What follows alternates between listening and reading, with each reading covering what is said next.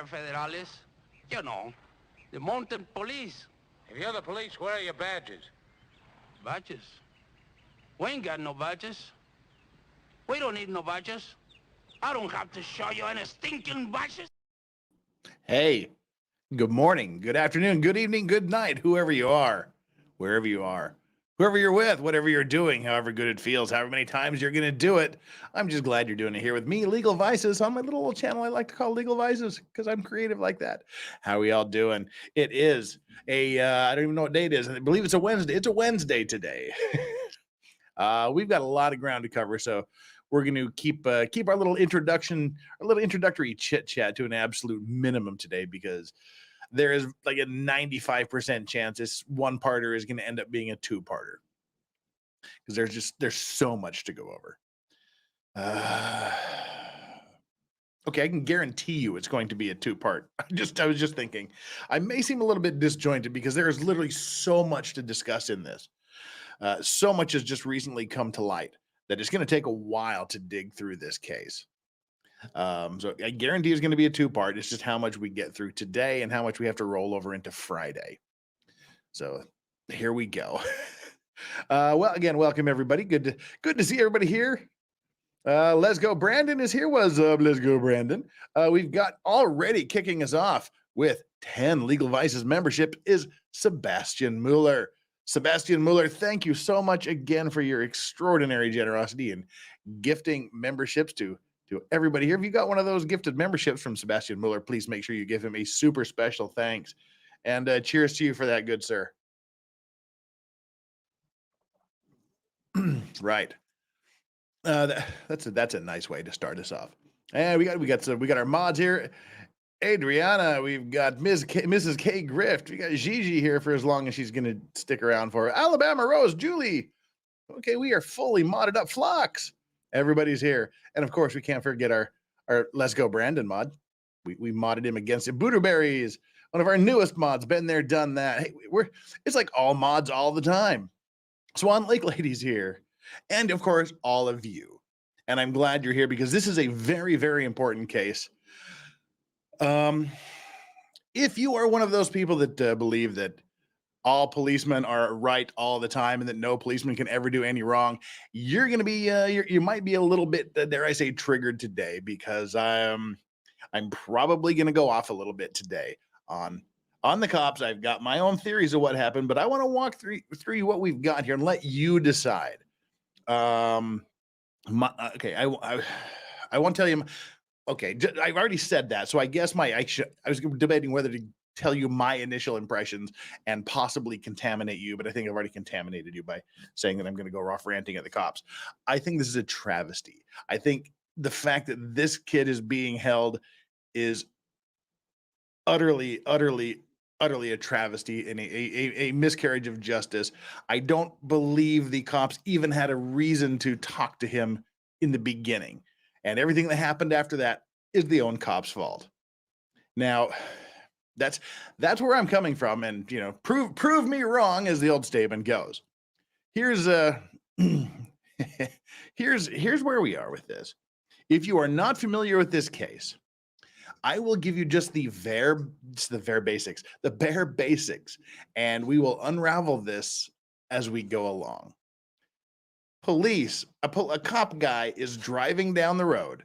He sees a young Hispanic male sitting in front of a closed building right next to a Motel 8. Cop calls in a suspicious persons call, rolls up on the kid and starts talking to him. The kid takes a couple of steps away.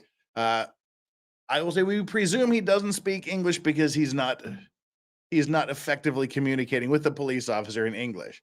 And before you know it, the cop is jumping on him. Then 5 or 6 more cops come and jump on him, repeated deployments of tasers. And then shortly, 2 or 3 minutes after they have him under control and arrested, the initial police officer that called everything in walks back to his police car, has a discussion with another cop, and drops dead. Within 3 or 4 hours, they've charged the kid with first-degree felony murder for murdering the cop that died a few minutes after the arrest was completed. It was since downgraded to aggravated assault of a police officer. Now, we need to address the illegal immigrant situation right out of the gate, because that was the big thing last time when we initially introduced this a few weeks ago. Oh, he's an illegal immigrant walking the streets. He deserves what he gets. There was a lot of that bullshit there. And to stop that bullshit right out of the gate, he did come here illegally from Guatemala, and he was being processed as we speak by the federal immigration authorities. So while he is being processed, he was released out into the general public. And so he has every damn right to be on the street pending the resolution of his immigration issues. So that, oh, he's an illegal, he deserves what he gets. Oh, he was out on the sidewalk illegally because he's an illegal immigrant. That's a non-starter. He is completely in the right, completely authorized, and completely has every single freedom to be where he was as any other United States citizen would have. So that's off the table. So keep that. Don't even waste your time going, hey, he was on the sidewalk illegally.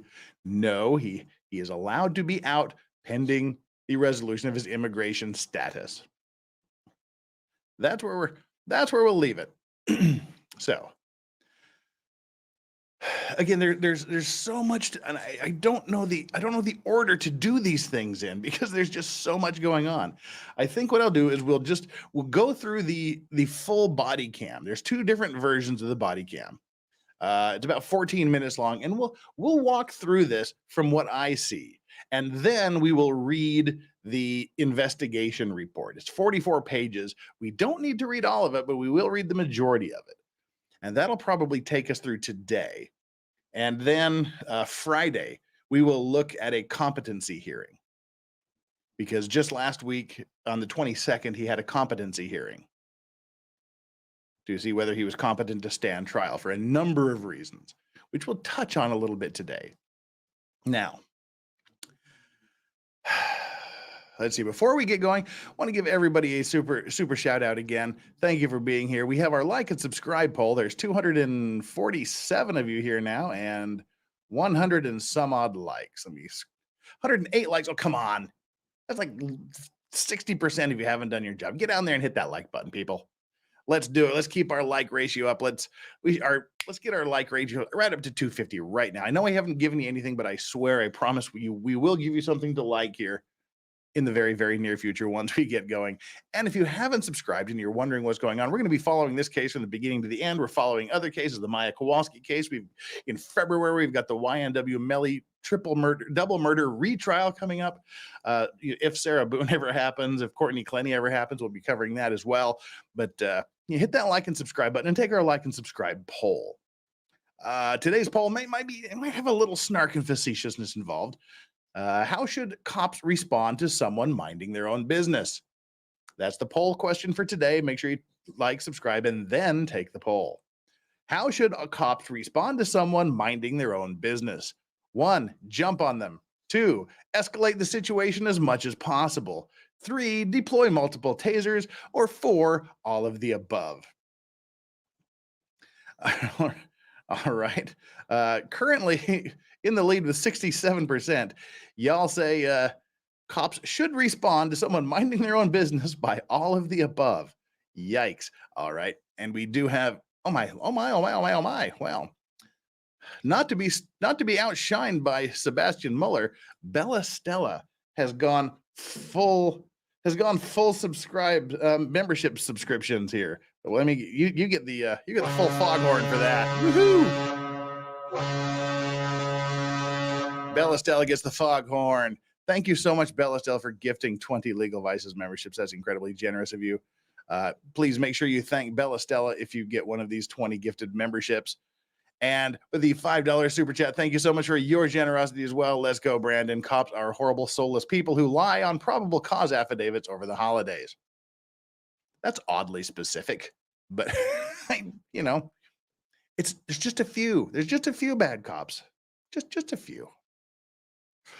And Island, thank you so much. Thank goodness Joe Choi is back. Other mods thanking me for super chats felt like cheating fun in a comfortable way. All right, there you go. This catches us up. Now, I want to get into hey Chandler, what's up? Chandler in the house. I want to get into this body cam video straight out of the way. We've seen 3 or 4 minutes of this thing. We're gonna watch it in its entirety right now. All right. So let's see. Present screen. There we go. Full body cam. This is the one we want. All right. So here we have the officer who is later going to be deceased. What we don't have so far, according to what witnesses say, is he was seen eating a sandwich or eating something, sitting right here in front of this closed building right next to this Super 8 motel. And the officer approaches, and watch really closely, pay attention to every step of the way here, and watch what the cops do, watch what he does, and then we're going to talk a little bit about what the cops say he did versus what he may have actually done. Again, things I want you to notice: his language, his actions, and everything. Just pay as close attention to this as possible. Stop! Dude isn't moving, and he's already dude stood up, and he's talking. Allegedly, he was reportedly talking on the phone to his mother, eating a sandwich from a restaurant somewhere, from the hotel, I think. So he's talking on the phone to his mom. The cops come. He stands up, and the cop starts immediately. The first thing the cop says is "Stop," not "Hi," not "Oh, good evening." Nothing like just "Stop" is the first thing the cop says. Oh, King Ginger, we're gonna get there. You were here the first night, so you know we're gonna get there. 422 St. John's. 1012. He's sitting there. He's minding. He's like, look, what's going on? Oh, single 13P, Hispanic male, white T-shirt, black shorts. Super. Now, just notice the guy hasn't moved, and he calls in a 13P. That's gonna come up in the police reports here. Just bear in mind the dude hasn't moved, and he calls in a 13P. Brand 3rd, 16, 35, 76, 50, phone me. Stop. Yeah. Now, right there again, I'm gonna kind of telegraph some of this for you. That's right there. The cop said he's attempting to flee. That him just kind of taking 1 or 2 paces, looking up, is attempting to flee, according to the police officer. So, in case you missed his wild attempt to flee, this is it. Super Brand 3rd, 16, 35, 76, 50, phone me. Stop. Yeah. Okay. I'm sorry. Okay. Why? He says, I'm sorry. That's the first thing out of his mouth. When I was driving around. Oh, stop. Eating. Okay, but why did you get up and walk away? Huh? When you saw me, you got up and walked away. Why? Yeah. Why? But you eat me, you go for drinking. Where are you staying? Huh? Where are you staying? Sleeping? You say, yeah. Here? Yes. So right there, why did you walk? He can fucking walk away from a cop if he wants to. He's not being detained at this point. Why are you walking away from me? Even if he clearly wasn't walking away, but even if he was, so what? And then, as soon as he said he's staying next door, this should have ended right here. This should have ended right here. Maybe I would give the cop, I don't think it's justified in any way, but I would even just in being in some sort of weird, generous mood, give the cop the benefit of saying, okay, let's make sure you're staying there at the hotel. I don't think it's justified, and but I'm just saying, if I was in the most generous mood possible, I could see the cop going, all right, let's make sure you're in that hotel. Not that he has any right to do that at this point. So this here should have been the end. What are you doing? Eating a sandwich. Where are you staying? Right there. This should have been the end of the encounter, but it wasn't. Why aren't you eating inside? None of your fucking business is why I'm not eating inside. If only he had the English language skills to say that. None of your fucking business why I'm eating outside. And it was a nice balmy May 21st evening in Florida. So why not eat outside talking to your mom on the phone on a nice May night? And it's none of your damn business, cop. How's that sound? I'm sorry. What? I'm sorry. Speak. Okay, I've got something coming. So I'm sorry, don't speak English. Now here's the interesting thing, which he doesn't speak Spanish either. He knows a few words of English and he knows a few words of Spanish. He understands Spanish apparently better than he speaks it. Why doesn't this Hispanic looking male speak Spanish? Because he's actually from a traditional Mayan village in Guatemala. He speaks a Mayan dialect called Mam. And there just ain't a lot of them around here. So dude understands a bit of Spanish, speaks little Spanish, speaks almost no English.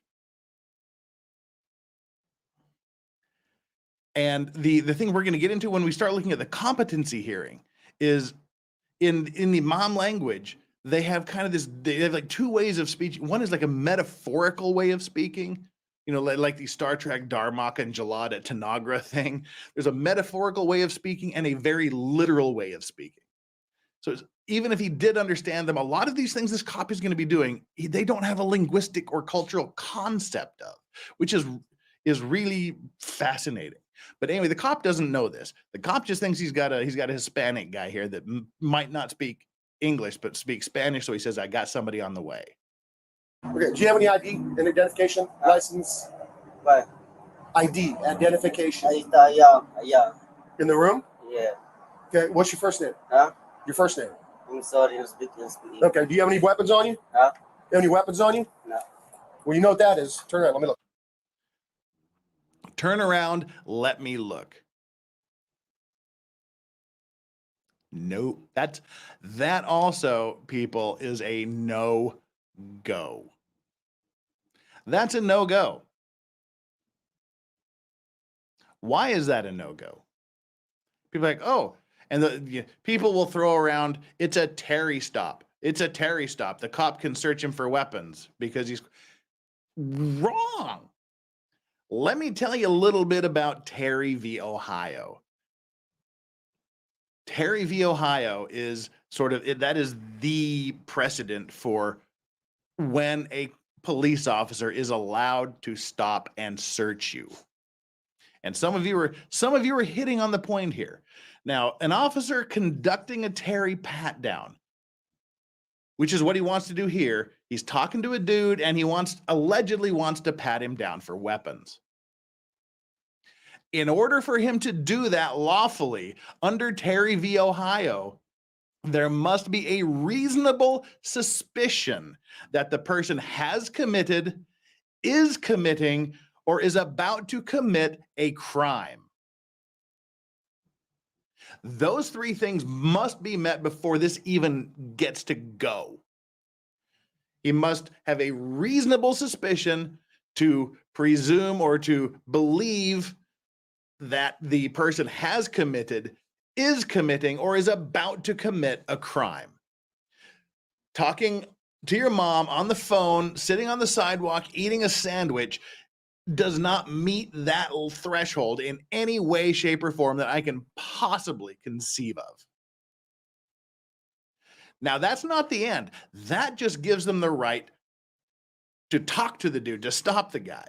Now, the police officer can perform a quick surface search of the person over their clothing for weapons. They can't go diving through pockets. They can't go rooting through vehicles.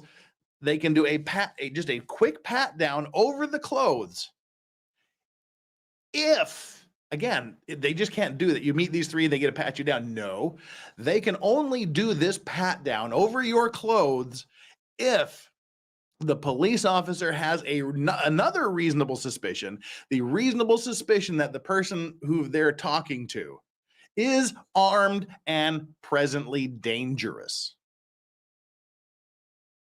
So they don't get to pat you down for their own peace of mind, regardless of what some of you may think. They have to, before they can even question you, they have to stop you. They must reasonably believe you are committing, or about to commit a crime.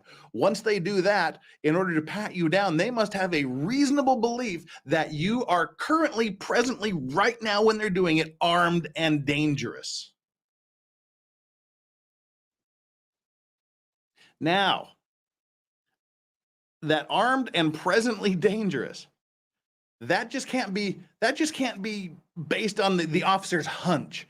Oh, I felt like it. Or he looks like the kind that might have a weapon. It's not based upon the officer's hunch. It must be a specific and articulated fact for what the suspicion is. So the suspicion has to be based on specific and articulable facts before they're allowed to pat you down to see if you have weapons. That is what a Terry stop is. So all of these, well, a cop has the right when they question you to pat you down. No, they don't. They don't unless you meet these requirements. And again, one last time, to stop you, they have to believe that you have committed, are committing, or are about to commit a crime with a reasonable suspicion. And once they do that, they can ask you some basic questions. And then if they want to pat you down, they have to have a reasonable belief based on specific and articulable facts that you are currently armed and dangerous. That's it. So what happens from this point, as far as I'm concerned, is an incredibly illegal Terry stop. They didn't have any reasonable suspicion to believe that he has committed, is committing, or is about to commit a crime. Oh, he's sitting on private property. It's attached to the hotel on that frontage road. I highly doubt that gives them the right to conduct a Terry stop. At most, hey, what you doing? I'm eating lunch. I'm eating dinner, talking to my mom on the phone, if you could articulate that, which he did sufficiently. Eating. Okay. And where are you staying? Over there. And he points at the hotel. That should have been the end of this interaction with the police. Now, what happens here is complete bullshit as far as I'm concerned. Looking at the guy here, he's mumbling, he's not articulating himself in English, he's got a cell phone in his hand. Looking at him, somebody tell me what the reasonable suspicion is for believing that he may be armed and dangerous present. Articulate the facts for me. Give me some specific articulable facts. Looking at this kid the way the police officer's looking at him now, that he is currently armed and dangerous.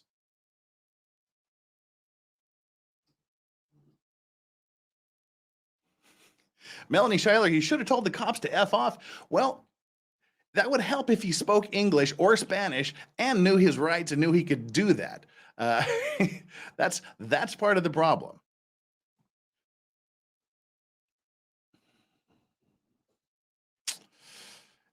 There you go.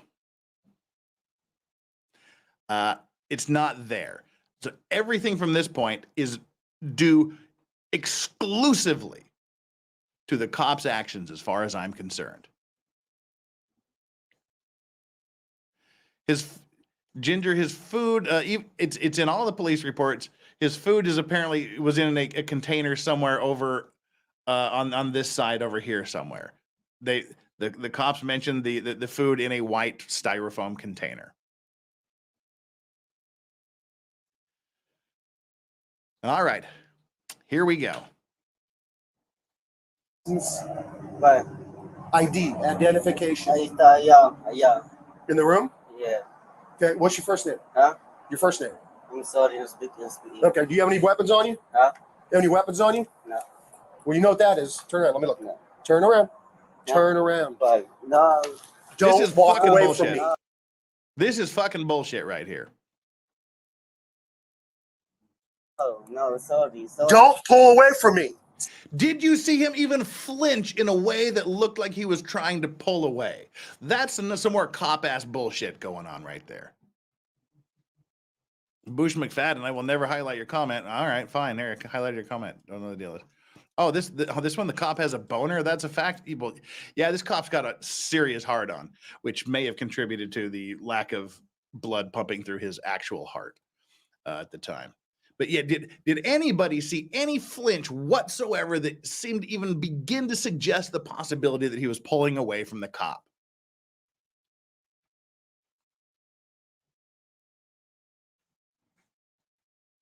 I didn't.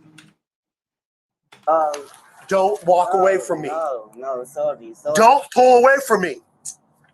I'm checking you for what? Get your hands away from your. No. Stop. No. Stop. No. That going on right there.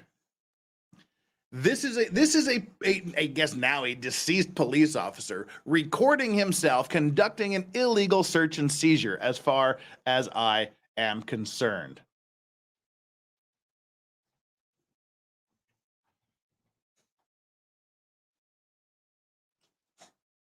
I'm sorry. What he's doing is notice he's not reaching for something. His hand is over the police officer's hand. See, look at the video here. His hand, he's not reaching for something. He is covering the police officer's hand with his hand. He's trying to keep the cop's hand out of his pocket, which accidentally happens to be the right thing to do. Keep your hands off of me, cop conducting an illegal Terry stop. That's what's going on here. This guy, he tries to reach for, and this is not a quick surface pass. So he's trying to keep the cop's hands out of his pocket. He can have a fucking hand grenade in his pocket, and that cop still has no right to look for it, because there is not a reasonable, articulable set of specific facts that would give this officer reasonable suspicion that he had any weaponry that would make him armed or dangerous on his person at this time.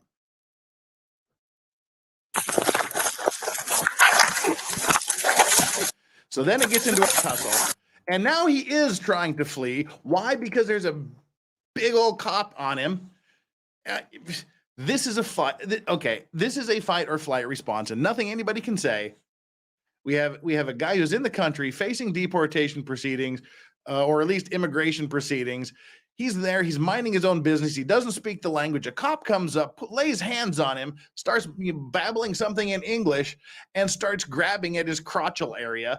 And the guy takes off. Okay, dumb move, but see, this is my problem with cops, that their first instinct is to resort to force.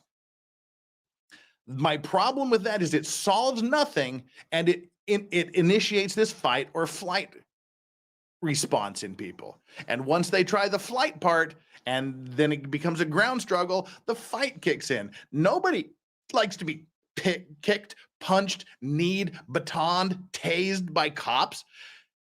It's like when the mother's spanking the kid, going, "Stop crying, I'll spank you until you stop crying." Has that ever worked in the history of parentdom? No, because it hurts to be spanked. It's the same thing with punches and knees and chokeholds and tasers and shit like that. You want it to stop. You're not going to be taking 50,000 volts in your body going, okay, I'm relaxed. No, it's fucking hurting, and you're going to try to stop.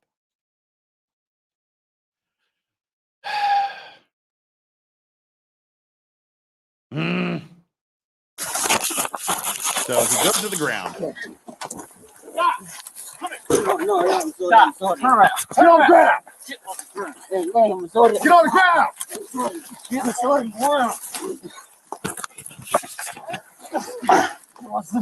I'm sorry.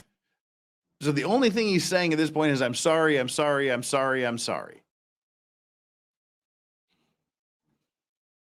Stop. Get on the ground. Hands behind your back now. You want You want to be tased? behind your back. Do you want to be tased? Hands behind your back. he's understanding none of this, nothing. So there's 2 cops on him at this point. He's got cops on him. They're trying to wrench his hands behind his back. You want tased? No, Get on the ground! no problem, no problem. Give me your hands! No problem, no problem.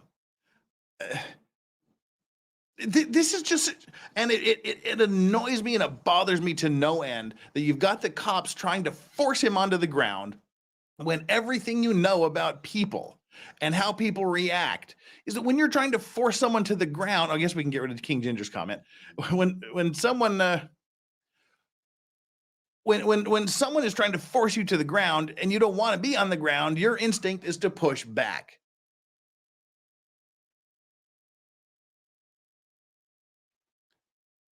Oh yeah, old Buddhaberries makes it interesting. Get on the ground while on the ground.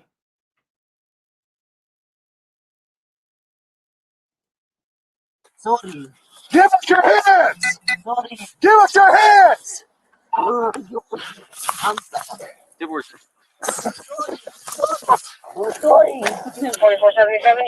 sorry. And all he's repeating is, I'm sorry, I'm sorry, I'm sorry, I'm sorry. What? And this is a scrawny little 18-year-old kid. He's a little bit wiry, but he's still scrawny. And now he's being pounced upon by 2 large officers. I'm 46. I'm sorry. Familia. Now he starts pleading for his family, just repeating, familia, familia, familia, over and over and over again.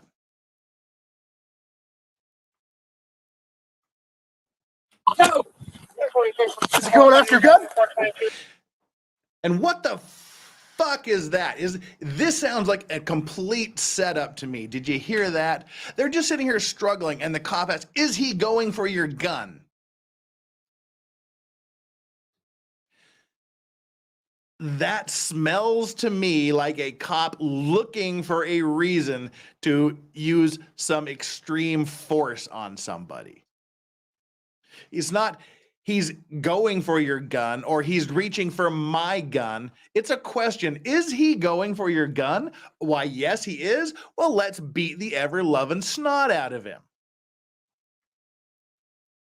That's the answer. That's got to be the answer the cop's looking for, and unless something can convince me otherwise.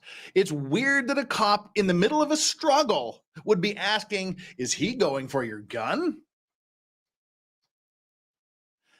That's not something that you would say if you're in the middle of an aggressive struggle, as far as I'm concerned. It would be, he's reaching for your gun, or he's reaching for my gun. Not, excuse me, officer, is he in fact reaching for your gun? So yeah, you answer yes. And once you have on the recording, once you have on your body cam, are you going for your gun? Yes. Oh my God, he went for his gun. So we had to lay the smackdown on his ass. Yeah, exactly, Nicholas Starov. All 5'4", 115 pounds of his ass. We've only got the 2 cops here right now, and 4 cops that can't control the situation. None of them should be cops. Thank you, Nicholas Starov, Trial Watch, for that. We'll get to the other super chats here in a minute, but that was really, really pertinent because he is 5'4" and 115 pounds. So he's been saying, sorry, sorry, sorry, no problem, no problem. Now he's crying for his family, and the cops say, is he reaching for your gun? That's some bullshit. Familia. Let's go. Is he going after your gun? No. Hey. No, familia. Mi family. And look at the way he's curled up in a fetal position, protecting himself. The only thing this kid wants is to talk to his family. He has no freaking idea why these cops are jumping him. He has no idea what the hell's going on. I believe he'd been in the States about 8 months at this point, and he'd been doing mostly day labor once he got out of the federal holding facility, which he is legally authorized to do, to walk the streets like anybody else. I'm going to tase you.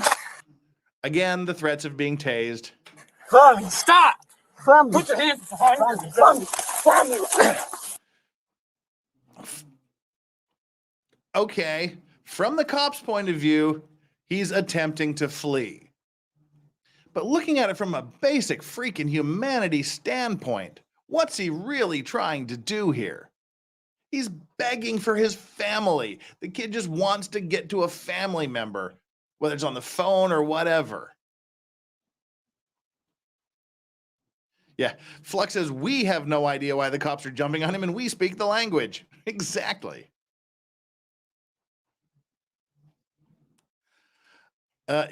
He was working construction.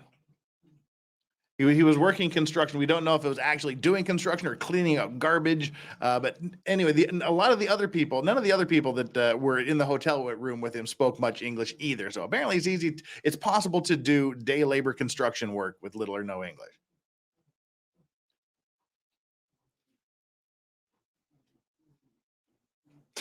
8 months he should speak the language.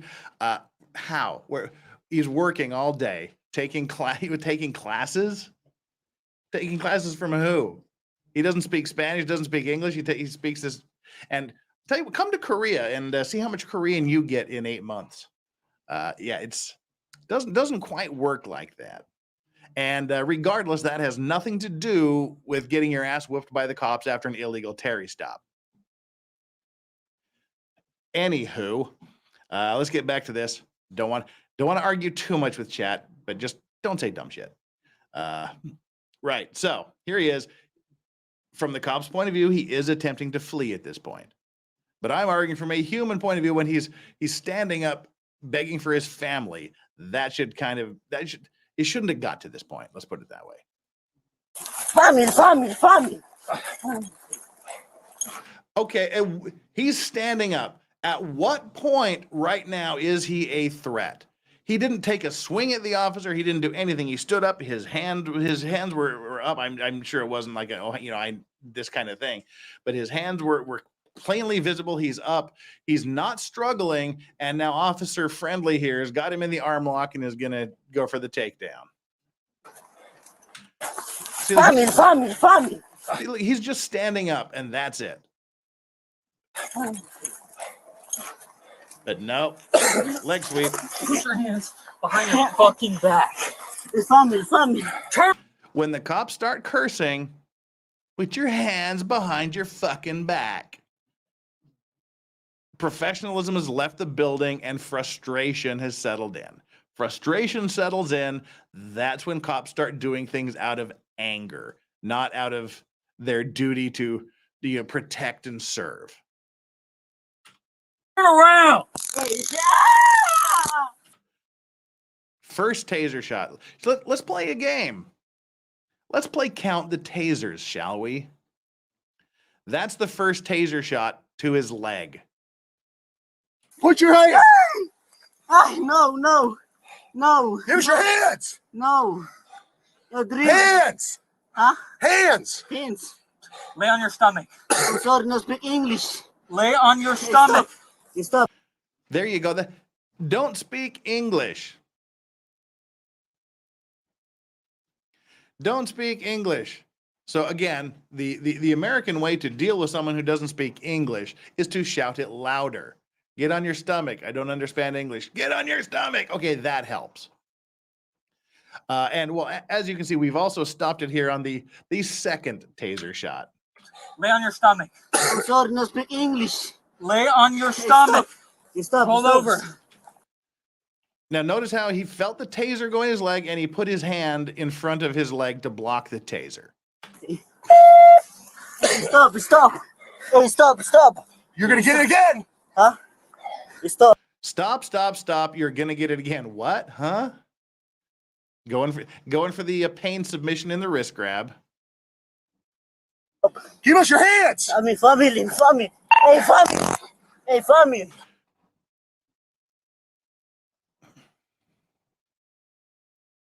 What did you just see right there? Watch this interaction with him and the taser and tell me what you saw here. Stop. Give us your hands. Family. Hey, Hey, family. The taser is engaged. It's coming at his leg again. He puts his hand out to stop from getting the shit shocked out of him. Well, here you go. What you're looking at, according to the police, is him attempting to take the taser from the police officer. He's attempting to disarm the police officer and possibly use the taser against them. That's what the cops are saying about that. He's attempting to take the taser from the officer. That's what the cops are saying. And if any of you see that, you know, go to the officer. Stop. Give us your hands. I mean, family. Hey, family. Hey, family. Yeah. Stop. Hey. I don't. Hey. Get my taser. Hey. Yeah. What do you think? Is he trying to stop himself from being blasted with massive amounts of electricity, or is he trying to disarm the police and take over both of them?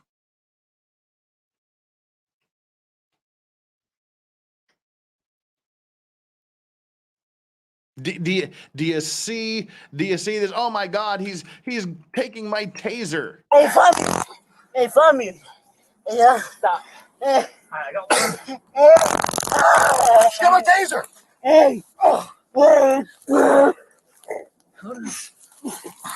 go of the taser. You got off? Yeah. He's him in a rear naked choke stop. here.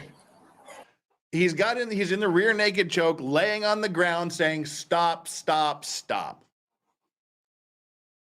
Está bien, stop. Stop. Está bien. Roll over. Está bien. Roll over. Está bien, espera. Roll over. Vas, no good. Hey. Hey. Conservative Husker says Jeff just told people to resist arrest because of improper process. Not smart, Jeff. One should comply and sue later, not put your life in danger. What happened to you, Jeff? Go back and show me where the fuck I said that. Go back and show me where I said that. I didn't say that. I said it's an illegal stop what the cop is doing. I never said resist arrest. Go back and show me where I said that.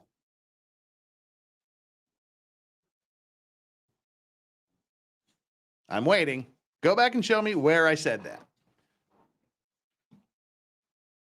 I said what they're doing is illegal. And it should have stopped right at the where are you staying, and maybe possibly got as far as what's your name. So yeah, didn't say that. Grab his left hand. Hey. Neil. I'm sorry. Lay down. Lay down.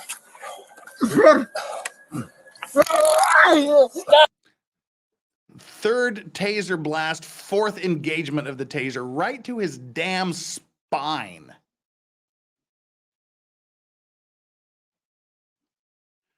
Hey. Five. down.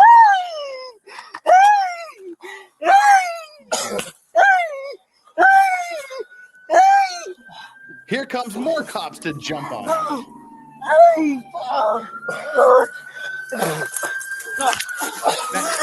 Now you can hear the officer start to cough a little bit here. Start to cough and breathe a little heavy. Lay down. I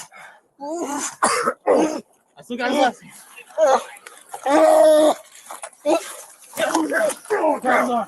Put your hands on your back. Put your hands on your back now. Stop. Hey. Stop. I got his right hand. And y'all want to know some shit? We're only halfway through this particular engagement. We're just at the halfway mark right now. Stop. Hey, shut up and listen. Huh? Put your hands behind your back. Hey, you want to get tased? I'm talking with family. No tase. Hey. There's one. That one? Hey. He's getting up on his knees. Family. He's getting up on his knees. Let's beat him down again. Familia. Hey. Familia. Familia. Put this back. Just Hey. Familia. Hey. Notice the guy here on the right delivering the knee blows to his rib cage. You can hear him going, ah, ah, ah, every time he gets kneed. Hey. Familia. Hey.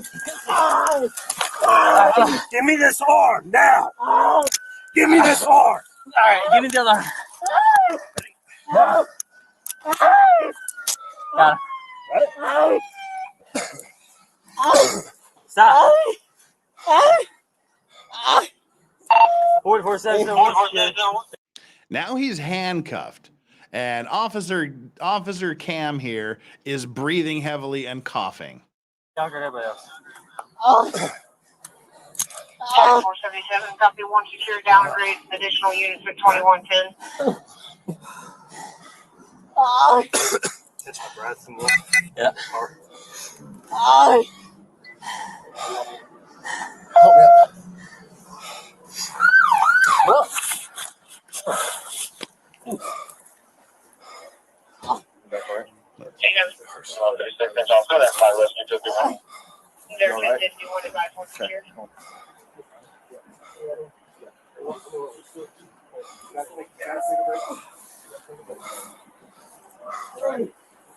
Familia.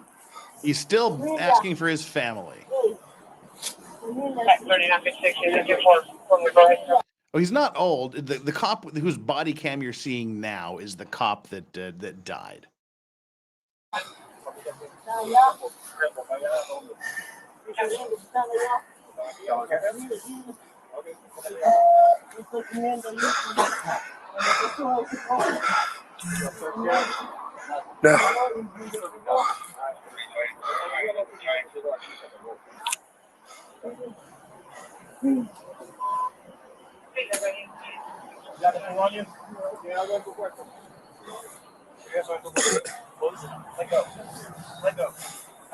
All right, it's time to pause here again. Because Mikasa is absolutely dead fucking wrong again. I'm not that you were dead. You're wrong for the same reason everyone else that makes this ridiculous argument is wrong. He entered illegally. He was taken into federal detention, and he was released from federal detention into the custody of a relative pending the resolution of his immigration status. He was completely free to walk the fucking streets as you are. That's not the crime. He's already in proceedings for that, and we don't know if they're going to give him asylum or if they're going to deport him or whatnot. That's up to the immigration department. That's up to them. He is free to walk this street as any one of those cops at this point in time. So that's a non-starter.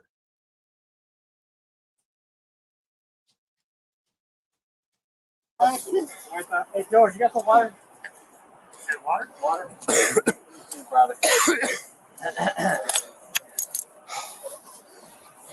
Let's go on the knife.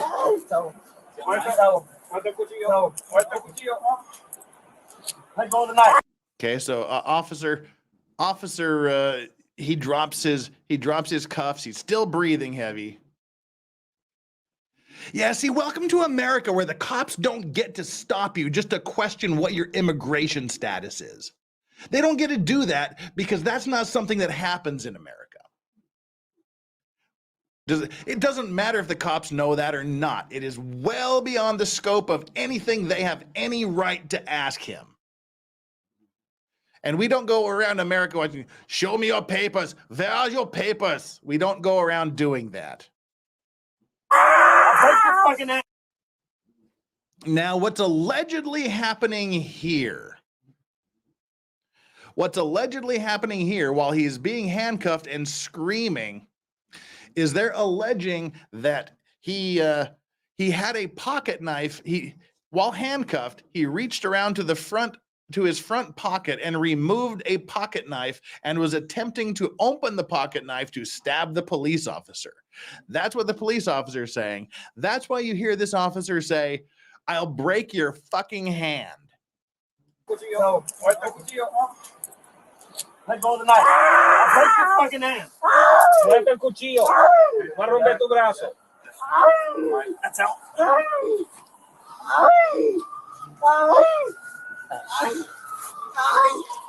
Tengo más.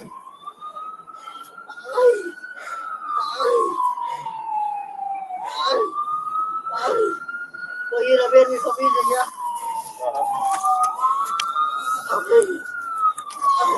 All these cops for a 5'4", 110-pound kid, 115-pound kid.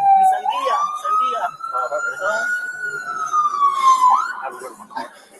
Voy a ver allá. Hey, voy a ver mi familia.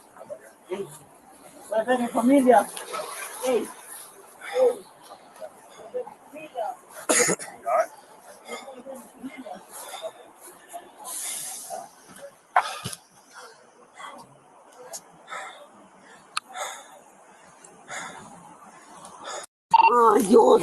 Now we've got that was the first cop who passed away a couple of minutes after this. That was his camera. Now we get the body camera from a different angle, from a different officer. How many police are there? If I remember correctly, there was 6 of them at that point. 4 were on him and there were 2 there. That's what I remember.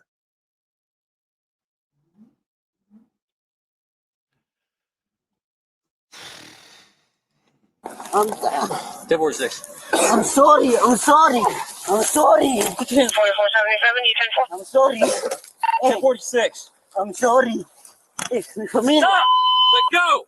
246, 4477, 422 at 2550 Road 16. No. Hey. No, mi familia. Mi family. I'm gonna tase you. Family. Stop! Family. Put your hands behind you. Family.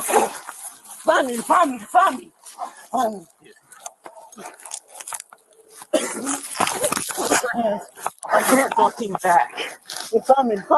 Turn around! Hey, Put your hands. Ay, no. Give us your hands. No. Yeah, they tased him Hands. 6 or 7 times. Hands. Lay on your stomach. I'm sorry, not speak English. Lay on your Hey, stomach. Stop. Roll over. Hey, stop. Hey, stop. You're gonna get it again. Huh? Stop. Give us your hands. I mean, family. Hey, family. Hey, yeah. Stop. All right, go. Hey. You got my taser. He's got my taser. Fuck off. Let go of the taser. You got off. No, Carol, don't leave because we're going to get into the details here in a minute. No, stop. It's important that you stay, Carol. Bien. You can look away, whatever. Roll over. Está bien, espera. Ay, Roll over. fuck, no Stop. good. Hey. Grab his left hand. Hey. Okay, here's something very, very interesting. Let's go, Brandon. So we'll get back to this. We'll watch the last 3 minutes of this in just a second because Let's Go Brandon raises a very interesting statement here. Says, I had cops steal my money before because all cops are bad people, almost as morally bankrupt as lawyers. Not quite, but almost. I had cops steal my money before. Well, guess what else was reportedly in that kid's pocket that the cop was reaching for? The money he was supposed to send back to his family. So a kid from a Mayan village in Guatemala whose police force doesn't have the greatest record for treating civilians with fairness and openness, and in fact actively take bribes and actively go after the people, and they're not the greatest cops on planet Earth in Guatemala. He knows he's here in America, and the cop is reaching for the pocket that has the money he is supposed to be sending back to his family in it. So that's an interesting point. I'm sure the cops back home steal money all the time too. Now, just as a brief little palate cleanser here before and as soon as we finish it, there's like 3 minutes of video left. After that, we're going to read the police report. And you can compare it with what we just saw. Marv White says, my uneducated theory, Copper is already under cardiac stress before the interaction starts, causing irrational decisions. Well, I have the cause of death from the medical reports. So please stand by. Julie O, why? Because I'm severely allergic to pork, sir. What? That's not, oh, man. Julie, bringing the heat. Also bringing some more heat. In high school, when the principal told my brother to empty his pockets, my brother said, why? You into kissing the bunny between the ears? Oh, no. Wow. Julie, oh, something's gotten into you today. Nicholas Starov, trial watch, 5 foot. We read this one, but we'll read it again because it's that important. 5 foot 4 inches, 115 pounds, and 4 cops can't control the situation. None of them should be cops. Can't argue with that. And now to add to the situation, the history of the Mayan genocide by Guatemalan police / army. That's what I was alluding to. Kid is scared, senseless. And let's go, Brandon. I know why the cops are jumping him. See prior chat and insert a-hole. So yeah, that's it. All right, let's thank you all for the super chats and the support. Deeply appreciated. Your generosity humbles me as always. But let's get through the last 3 minutes of this from the other angle. Dios mío. I'm sorry. Lay down. Lay down. Stop.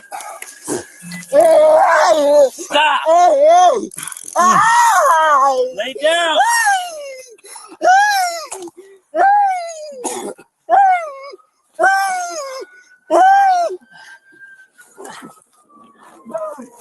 Oh, sorry. Sorry about that. This is why when I pause, I never take the video away. But I did today because I'm dumb. All right, thanks for pointing that out. Now you got to go back 20 seconds so you can see this. Sorry to prolong this. I'm sorry. Lay down. Lay down. Boomer! Stop.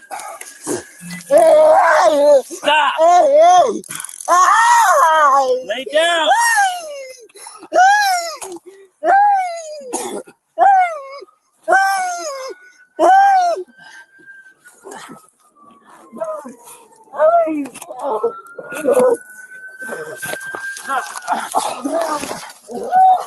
Lay down.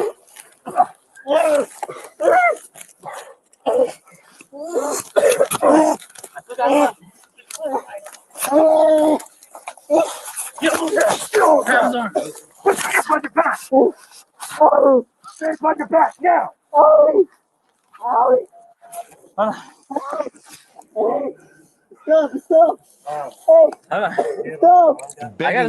Stop. Stop.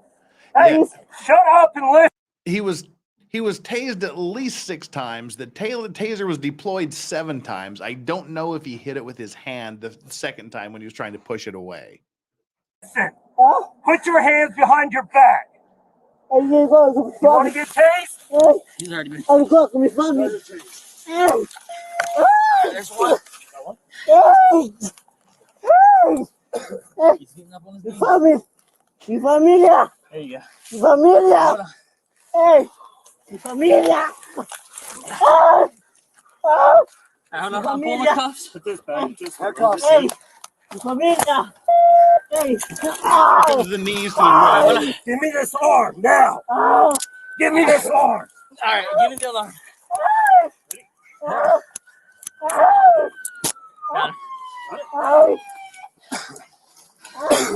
Stop. Now he's handcuffed. Now is where they're saying he's reaching around and pulling out the pocket knife and trying to go at the officers.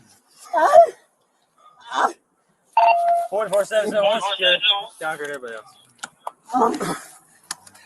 4477, copy 1, secure, downgrade, additional units at 2110.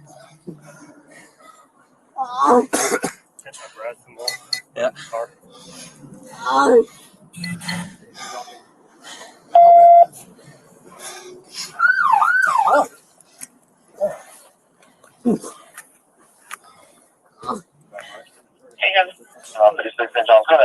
1051 advise one secure. You know what I mean? Yeah. I'm a little switch. Hey, you guys take a break. You guys take a break. Familia. Familia. Hey. Pero yo cuando pasó eso, Nothing. Just on the cuffs. All right. ¿Ah? Sí. Sí. ¿Got anything on you? No. ¿Tú tienes algo en tu cuerpo? No. ¿Qué es eso en tu cuerpo? Hey, George, you got some waters? Water? No, we don't need that. Go away. All right.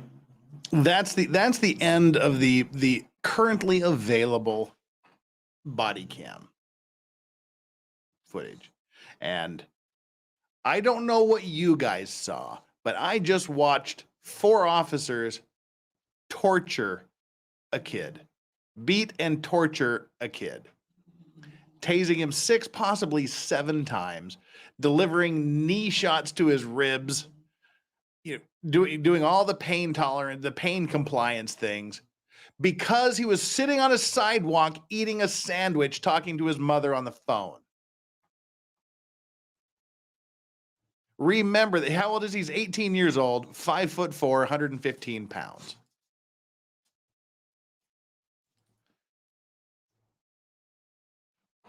They tortured this kid. Exactly. That's what I saw. I saw them torture this kid.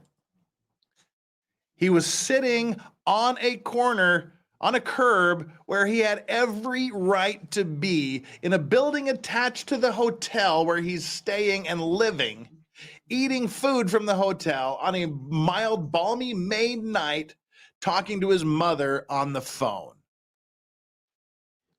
And that's what led to this. Now, 2 or 3 minutes after the first body cam, after the cop turned off his first body cam, he walked back to his car and talked to another officer for a minute and then crumpled to the ground and died. Within hours, they had charged this kid with first-degree felony murder for murdering the police officer that died a few minutes after putting him in handcuffs.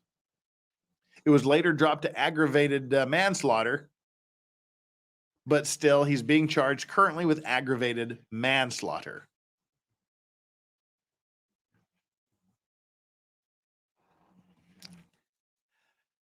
For the death of a cop several minutes after this happened.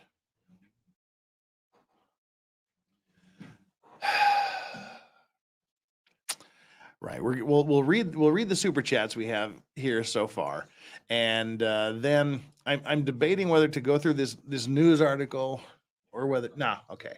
I've made a command decision. We will read the police documents. That's hard to watch, and it should be.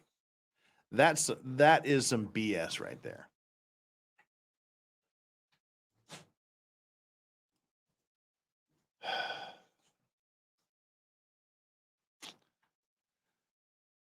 That's some BS.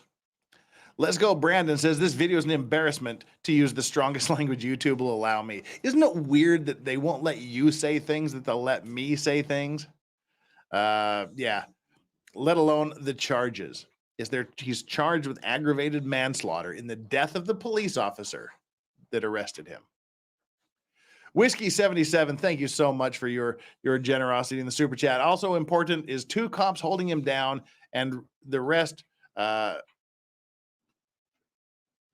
restricting him from moving at all, preventing him from moving, and they're also telling him to move into a position that they are physically preventing him from doing. Oh, that's a favorite cop thing to do, is to tell you something that you're physically unable to do because they're preventing you from doing it. That's typical bread and butter cop right there. Nicholas Staros Trial Watch, thank you again for the 100 sexies. I can bet good money that if all of my 6'4", 260 pounds stood on that sidewalk eating a sandwich, the cop wouldn't have stopped. But he saw an easy target and decided to be a cunt that day. Yep.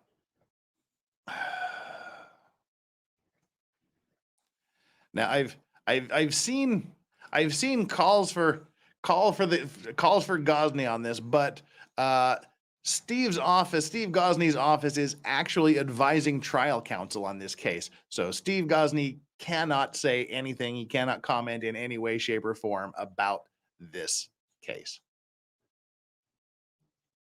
So that's why you're not going to see Steve Gosney talking about this on anybody's channel, because his office is advising the trial counsel.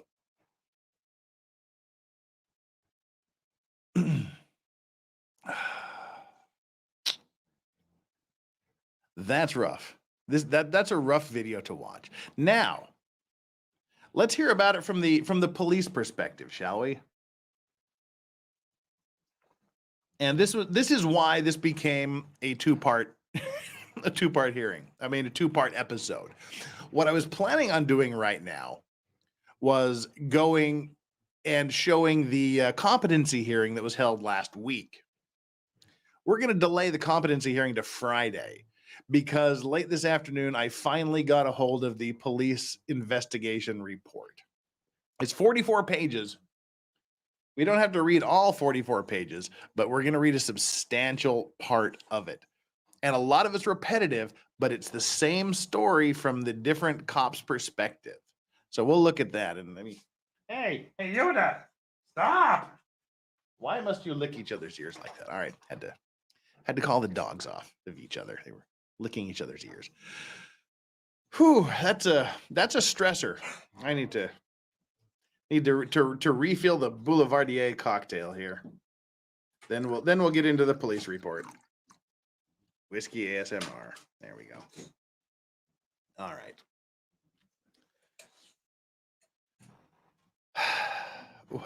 Wait, I missed what Jeff is drinking. It's a Boulevardier cocktail, which is rye whiskey, sweet vermouth, and Campari. It's like a Manhattan-ish thing, but better. Was that the voice you use around the ladies? Yikes. All right. Did Steve find his K-bar? Unknown. Unknown at this point. Yeah, drinking whiskey and rye, which, see, I mean, rye is a kind of whiskey, so that song is kind of effed up. But anyway, that's not what we're here to talk about today. Let's get back into this as soon as I deliver a swift all right, pet to Yoda's head. But before we do that, before we get into this, we have Whiskey 77. Thank you so much for your generous super chat. You can support PD, but you should also be able to call out bad PD at the same time. Law is law, not feelings. And let's go, Brandon. Thank you for your generosity and super chats. Maybe there is some, but where is the outrage over this? I can think of a few subtle changes that would have buildings burning. A few subtle well, this is something that has largely been outside the scope of the public interest. It's only started to catch into national media about last week. In the last 1 week to 10 days, it's slowly starting to get picked up by national media. So yeah, and Boosh McFadden, thank you so much for your super chat, sir. I was detained in Cozumel. I don't speak Mex-Cop. I pushed back, they pushed harder. My face in the mud, I quit, but I got my passport back. Just stop. Yeah, I mean, that's an unfortunate reality. If the cops want you to stop, you'll stop one way or another. Resistance, being the hero, being the big guy, kind of gets you nowhere. But this poor kid was being tortured, and you could see from his reactions, he only wanted it to stop.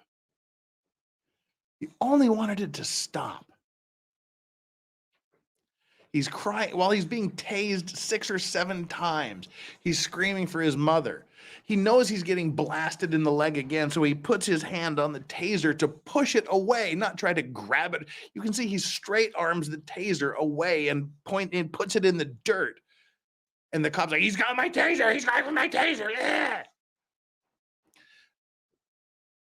And when he stands up, when he finally, somehow this wiry little 115-pound kid shook off these two big officers. When he finally stands up, you can see him visibly relax. And then they wang his arm behind him and do a leg sweep and take him down and start it all over again. We watched for 13 minutes a kid being tortured by the cops. I cannot see it any other way. Now, what do you think is in the police report? What do you think is in the investigation report? Why don't we look at that? Because there's about to be some bullshit here. I have no other way of putting it. There's about to be a giant heap of bullshit.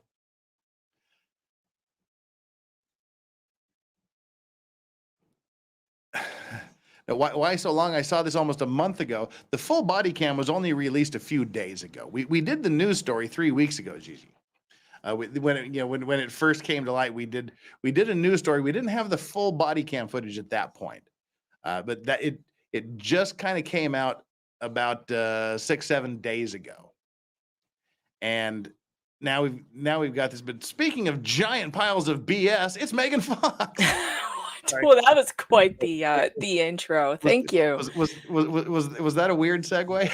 You all got me out of bed because of the chat. The chat got me out of bed. You need to be yelled at. You need to be shamed for your ridiculous opinions on this situation. So many of you think that it's somehow okay for police to beat and torture a person because they're the way they came in this country. What is wrong with you exactly? What the hell? What the actual hell, chat? You know that if they can get away with doing this to him, they can do it to you too. Are you aware of that? And you don't get to rely on the I don't speak English part of that. Yeah, I mean, for fuck's sake. Oh, he was resisting. He didn't stop resisting. He also didn't understand what the fuck they were saying. So, and if, as you noticed, as somebody pointed out in the chat, he's also giving contradictory directions. So you add, can't speak English, can barely understand, then also giving contradictory instructions on top of that. He thinks at some point that they're trying to kill him. So he's in just total, his body has now gone into survive mode. He's not thinking about what can I or can I not do with police. He's thinking, I'm going to die. And his body takes over and is fighting. That's why, because he thinks that he's going to die. You sue. Yeah. So you sue him. Well, he's got nothing. He's got nothing. He's that. When we look at the competency hearing, we're going to talk a little bit about that later. But don't make Megan Fox go full Megan Fox on you today. I'm already angry, chat. Well, just wait until we get into how the police characterize me angry. By the way, I enjoyed the heavy breathing on the police officer there and like the coughing and stuff. And like, how dare they turn this into a murder charge? How dare they? The guy is literally. Uh-oh, Megan, you need a new computer because you just froze. Now's my chance. Let's get through as much as we can before it unfreezes. Just kidding, Megan. Damn it unfroze. Damn it. Megan doesn't understand how trolling works. But there's trolling and then there's just being a fuckwit. But see, some people's trolls are some people's actual real opinions. That's the thing. There's this knee-jerk reaction to like defend police no matter what they do. Oh, we're getting to the cause of death. That's coming up here on page about page 20 of the investigation report, which is what we're going to look at now. Because do you think the cops accurately reported what we saw and witnessed on the body cam footage, or do you think they had a different view of what happened? Yeah. Well, I think we know the answer to that. I mean, we read the news reports the last time, which were absolutely shameful and had nothing to do with reality. Yeah, well, here's the cops' version of reality. Oh, and I guess as long as we're here, Megan Fox fox.locals.com. That's where you need to go to subscribe to everything Megan does. She also is Megan Fox Writer here on YouTube. Make sure you go there. Make sure you subscribe. Make sure you just like everything she's ever done because she's likable. Megan Fox, she's likable. Medium smart, but likable. And me, we got 533 people here right now viewing us concurrently and 326 likes. That's pretty good, but there's still like 200 of you that haven't done your job. So while we're doing this, while we're taking this little 30-second break, make sure you go down there and hit that subscribe button if you haven't done so. And if you have, make sure you're still subscribed. Give me a chance. Take a chance on me. Take a chance on me. And hit that like button also. Get the algorithm going. Warm it up like a cop tasing an unarmed kid 7 times. Get it fired up. Yeah, so there you go. Hit that like button. Let's get us up there and take our like and subscribe poll. Let's see how we're doing on the like and subscribe poll here at the semi-midway break. Today's like and subscribe poll, which you should only take after you hit the like and subscribe. How should cops respond to someone minding their own business? How should cops respond to someone minding their own business? 6% of you say jump on them. 10% of you say escalate the situation as much as possible. 11% of you say deploy multiple tasers. And 73% of you say they should do all of the above. I loved that poll, by the way. I hit all of the above. Yeah, this is exactly how they behave, though. They behave like they have no other choice but to choose violence. And Well, they do have Megan, a different choice. I hate to telegraph and give you a few spoilers as to what's coming up here next, but in case you weren't aware of what was happening, these officers, as we're going to read, were in fear for their lives. Oh, for fuck's sake. Come on. Sorry, Megan. They were in fear for their lives. Oh, my God. From the one teenage kid on the ground screaming. That very one. Boosh, you're so upset about this, but I don't think you get it. When you start getting hit by tasers, you're not in control of what your body is doing. And if you think you're being murdered and you're in a foreign country and you don't understand what's going on around you, you're going to fight back. You're not going to be able to stop yourself. You're not just going to lay down. That's insane. Guess we can't even. This is as much as we get to embiggen this, I'm afraid. All right, so this is the reporting officer, John Newman's investigative narrative. And we're going to get through as much of this as we can. There's a lot of overlap, a lot of duplication, because it's multiple officers giving their view of what happened. This is the overall narrative, compiling all of the other officers' narratives. And I need to swap screens around here. Screen swapper. All right, that's not what I wanted to do at all. All right, excuse me for one moment. I don't want to boomer this, so I'm just kind of dragging this out right now. Right. All right, here we go. Sergeant James Jackson directed me to respond to the Super 8 motel located at 2550 State Road 16. Sergeant Jackson advised Sergeant Michael Kunovich, he's the deceased officer whose body cam we saw first. Michael Kunovich was involved in a physical altercation with a suspect during a call for service. Don't go blue. Sergeant Jackson further advised shortly after the altercation, Sergeant Kunovich lost consciousness and was transported to Flagler Hospital. While en route to the scene, Sergeant Jackson called me and advised Sergeant Kunovich was pronounced deceased at Flagler Hospital. Sergeant Jackson advised Detective Mark Kapelka was en route to Flagler Hospital to assist with the investigation. For details regarding Detective Kapelka's involvement at Flagler Hospital, refer to his supplement, which has been attached to this report. So, where do we start? Approximately 22:47 hours, 10:47 p.m. I arrived on scene and met with Lieutenant Jose Jimenez. Lieutenant Jimenez provided a brief of the incident. The following are the circumstances of the case as they were explained to me at the scene. So here's the cop giving his little hearsay statement about what Officer Jimenez told him about what happened. And you'll notice this is double hearsay because Jimenez is telling him what happened before he even arrived on the scene. So someone told Jimenez what happened, and then Jimenez tells the reporting officer.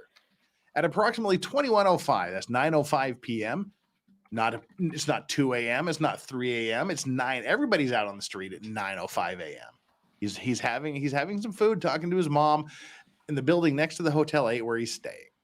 At approximately 21:05 hours, Sergeant Kunovich self-initiated a call for service at the Super 8 motel in regards to a suspicious person, suspiciously eating a burger and suspiciously talking on the phone. It was tacos. Can we get the dinner down correctly? Whatever it was, he was eating something. During his interaction with the subject, they became involved in a physical alteration. Well, that's a nice way of putting it. Several patrol deputies responded to the scene to assist before the suspect was secured in handcuffs. After the subject was secured in handcuffs, deputies discovered a folding pocket knife in one of his hands and had to forcefully remove it from his possession. The subject was identified as Virilio Aguilar-Mendez, born 1/5/2005. Moments after Virilio was secured, Sergeant Kunovich lost consciousness and was transported to Flagler Hospital, St. Johns County Fire Rescue via ground ambulance, where he was later pronounced deceased. Virilio was placed in the backseat of Deputy Brian Armente's marked patrol vehicle. It was learned Virilio was staying in room 232 at the motel with several co-workers. I conducted a walkthrough of the scene. The property at 2550 State Road consists of multiple structures with a management office on the south side of the property, which faces the roadway. The incident occurred in front of the southeasternmost structure on the property. The interior lights of the structure were off and the building appeared to be unoccupied or closed for business. On the sidewalk to the left of the door, which is in the direction of the hotel where he was staying, on the sidewalk to the left of the door to the aforementioned structure, I observed a styrofoam food container and an empty Twister Tropical Fruit Fury soft drink bottle. I observed a pair of black framed glasses, that's difficult to say, on the grass in between the sidewalk and the building to the right of the door. That's where he was taken down. I observed a brown paper bag laying on the grass where the incident occurred. The brown paper bag appeared to be consistent with the brown paper bags used by deputies of the crime scene technicians to package evidence of the belongings in the field. Arrest those officers for littering, Megan. They littered. Due to the fact each of the occupants in room 232 primarily speaks Spanish, Lieutenant Jimenez conducted the interviews. He interviewed these people. There's recordings. At approximately 23:04, it's 11:04 p.m., Detective Sean Adams took possession of Sergeant Kunovich's body-worn camera, BWC, better than a BBC, I guess, and transported it to the SJSO field office to be uploaded. Crime scene technician Nicholas Rockwell arrived on the scene. CST Rockwell documented the scene with a digital photography and collected any items located on scene of evidentiary value. While on scene, I was provided access through evidence.com to review. I'm going to have to go check. I didn't check out evidence.com yet, but I'm curious about it. I was provided access through evidence.com to review video captured by Sergeant Kunovich's BWC. I reviewed the video in its entirety. The following is a synopsis of the video, which has been uploaded to the evidence.com server. Well, let's see if his observations match our observations, shall we, Megan? Mm-hmm. Sergeant Kunovich's body-worn camera began recording at 21:04 30 hours on May 19th, 2023. It should be noted on May 19th, so this was that day. On May 19th, 2023, Sergeant Kunovich was wearing his agency-issued Class B utility uniform and was driving his agency-issued marked patrol vehicle. Okay. Sergeant Kunovich's marked patrol vehicle was equipped with emergency lights and displayed all commonly recognized law enforcement lettering and insignia, easily recognizable as a law enforcement officer. They knew he was a cop, so he should have just complied. I mean, he probably should have, but at the beginning of the recording, Sergeant Kunovich is driving his patrol vehicle and enters the parking lot of the Super 8 motel, located at 2550 State Road 16. At approximately 21:04:56, Sergeant Kunovich exited his patrol vehicle, and Virilio can be seen walking in a westward direction away from Sergeant Kunovich. That's not what I saw. I saw the kid watch the officer approach, and he took two pacing back and forth steps. He just took two kind of. He didn't start to walk away. No. Yep. So you saw him start to walk away. That's where I think the beginning problems with this 44-page report come into play. Virilio is wearing a white t-shirt, black athletic shorts, a pair of black slides on his feet. The audio begins 30 seconds into the recording at approximately 21:05. Sergeant Kunovich loudly stated, "Stop." About 10 seconds later, Sergeant Kunovich advised dispatch that he was 1012 with signal 13P, Hispanic male. We're going to get to this 13P in a bit. White t-shirt, black shorts, Motel 8 on State Road 16. Kunovich requested Detective Matthew Alves be en route to his location. Sergeant Kunovich was requesting backup. As Sergeant Kunovich was requesting backup, Virilio turned away from him, tilted his head back, and looked up towards the sky, appearing to be frustrated. He looked up, appearing to be frustrated. You know what we should do? We should. I don't want to. I was gonna say we should go back and review the body cam footage in sync, frame for frame. That's a great idea. It is, but it would elongate this. It would draw out this even longer than it should be. But there was one point where he just kind of looks up at the sky while he's walking or waiting for the officer or something. He didn't look up. He didn't seem frustrated in any way, shape, or form to me. No. Virilio told Kunovich, "I'm sorry, I'm sorry." Kunovich began to question Virilio, and Virilio pointed towards a food container and empty soft drink bottle before he said, "Eating, eating." Kunovich asked Virilio where he was staying, and Virilio pointed towards the motel. Sergeant Kunovich inquired, "Here?" Virilio replied, "Yes." So far, so good, except for the walking away bit and looking frustrated. Kunovich asked Virilio why he wasn't eating inside the motel, and Virilio replied, "Sorry," and indicated he doesn't speak English. Which is probably good, because my response would have been none of your fucking business, and it probably would have ended the same way, because cops are assholes. I mean, it is literally none of the cops' business why he was eating outside. Nope, or what his name is, or anything else, or where is he staying, or any of that. You don't have to tell them any of that. Just FYI, if cops come up to you on the sidewalk and they want to know stuff, you can tell them, "I don't speak to police. Go about your day." Period. It might end up getting clubbed in the head, but hey, just count the dollars you'll make in the civil suit. No, don't do that. That is not legal advice. Do not do that. I'm just saying. But it's okay to not answer police questions when you are not being detained for anything. Right. Sergeant Kunovich asked Virilio why he wasn't eating inside the hotel. He replied, "Sorry," indicated he does not speak English. Kunovich asked Virilio if he had any identification. Virilio indicated that his identification was in the motel room. Kunovich asked Virilio his first name and says he does not speak English. Kunovich asked Virilio if he had any weapons on him. Virilio immediately replies no. Kunovich noticed Virilio's quick response to the question regarding weapons and stated, "Well, you know what that is," meaning you know what weapons are, in regard to Virilio's ability to understand the English language. Interesting thing, which we'll see Friday when we watch the competency hearing, is you'll hear experts testify that he's very acquiescent, and that is part of his culture, is to just either reply yes or no, even if you don't understand the question. He's just saying things to respond. And apparently it's not even an English language thing. It's a cultural thing with his particular Mayan tribe. Is they're very passive. They're very acquiescent. And yes and no are kind of the answers to questions. Yeah, did we get to the point where he doesn't even speak Spanish? Yeah, well, yeah, we talked about that at the beginning. He speaks mom. That's even crazier. That he speaks this very, ancient obscure dialect, obscure thing that nobody speaks. And that's kind of an interesting thing that very acquiescent, great. As far as linguistics go, in answering questions. Right. Okay, turn around, look at me. Virilio replied, no. Kunovich grabbed Virilio's right bicep with his left hand. Virilio attempted to walk away from him.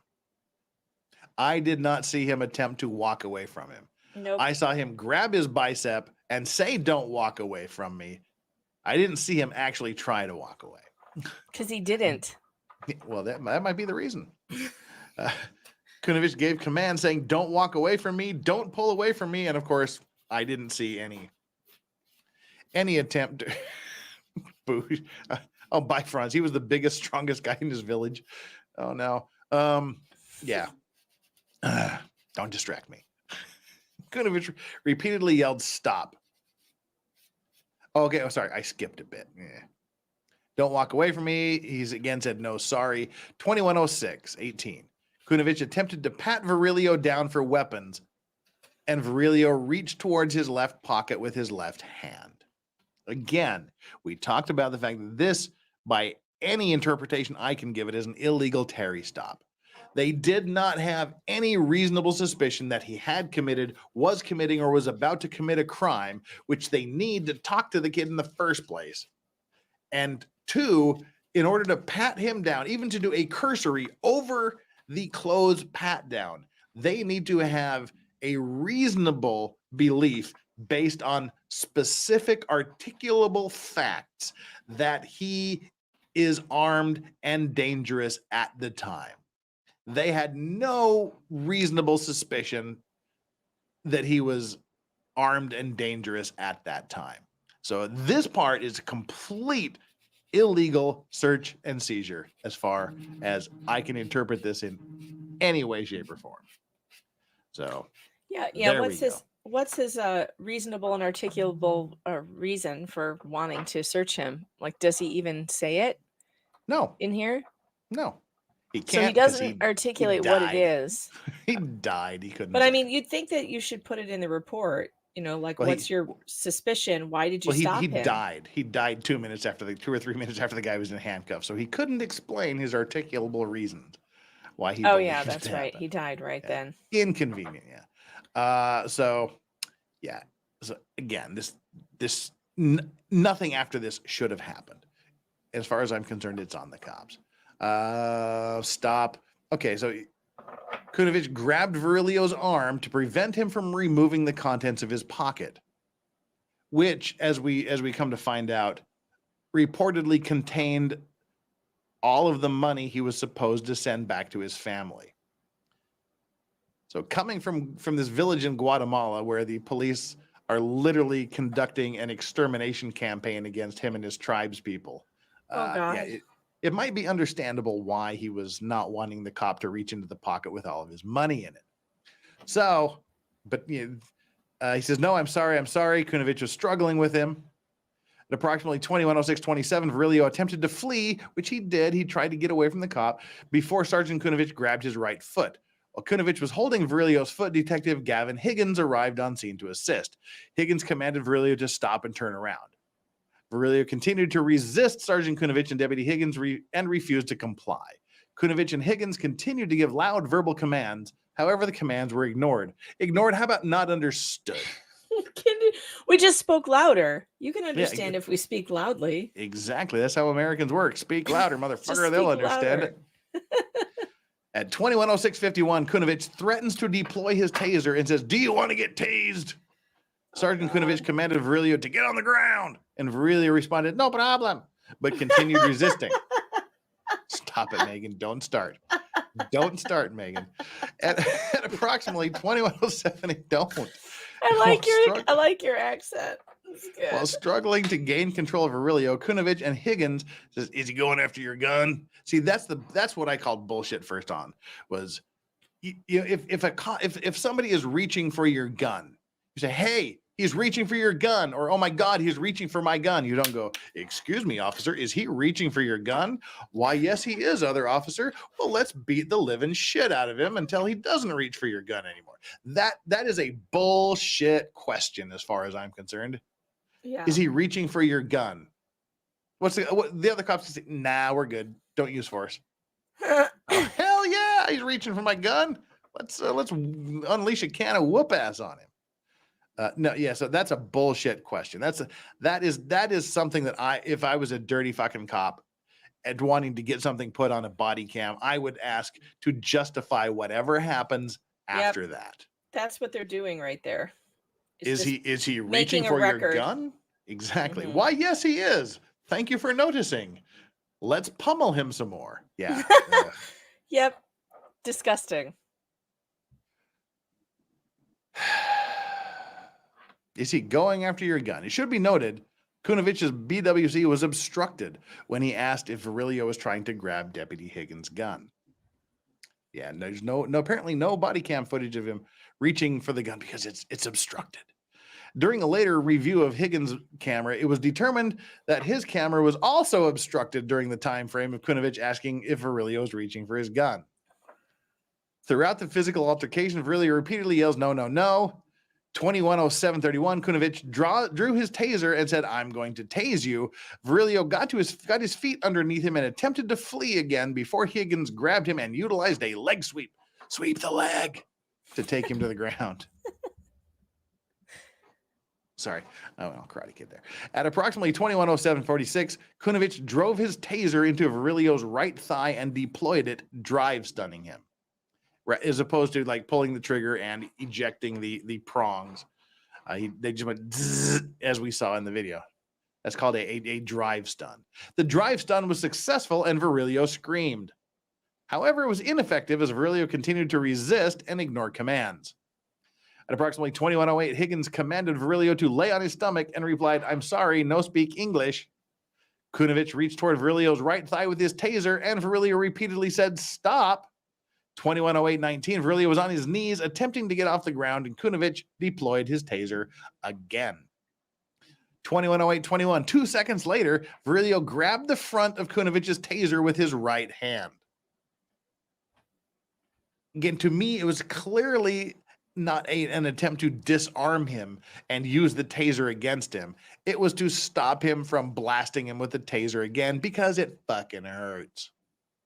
Yeah, and that's going to be an involuntary reaction anyway. Yeah, it's the fight or flight response completely. You're going to try and stop whatever it is that's hurting you. And I mean, everybody like commenting that, oh, well, he should just have complied. Look, you can't blame the person who was wronged for, you just can't do that. It's wrong. If the cops had no reason to stop him in the first place, then everything that happens after that is their fault. Everything. Yeah. Nothing that happens after that is the person who is being wrongfully detained. It's not their fault. And before you woke up, I likened this to the parent that is spanking their child, going, "I'm going to keep spanking you until you stop crying." Right. Because that works never. That's essentially what they were doing. They were tasing him until he stops clenching up his muscles and resisting, which is sort of what happens when which you get cannot tased. happen when you're being tased. It just cannot. Right. That's the whole point of tasing you is. Well, cue bullshit number 2 here, or number whatever. Sergeant Kunovich and Virilio fought over the taser for approximately 10 seconds before Kunovich was able to break Virilio's grip. They weren't fighting over it. He was holding it in the dirt, trying to not be tased. He wasn't fighting for it. He wasn't trying to disarm Kunovich. Kunovich disengaged from Virilio for a brief period of time while Higgins continued to struggle on the ground with Virilio. 21:09:04, Kunovich placed his taser in the center of Virilio's lower back and deployed 2 more drive stuns. They stunned him right on his spinal cord with an electric weapon. Can you imagine? They blasted him right in the spine. That couldn't have felt good. No. And probably fucked with his central nervous system a little bit, too. Yeah, you think? The drive stuns made contact, but Virilio refused to comply and continued actively resisting Kunovich and Higgins' effort to secure him. 21:09:33, Virilio can be seen clenching his right fist while attempting to push himself off the ground and escape. And you'll see when he eventually does get to his feet, he doesn't escape. He stands there.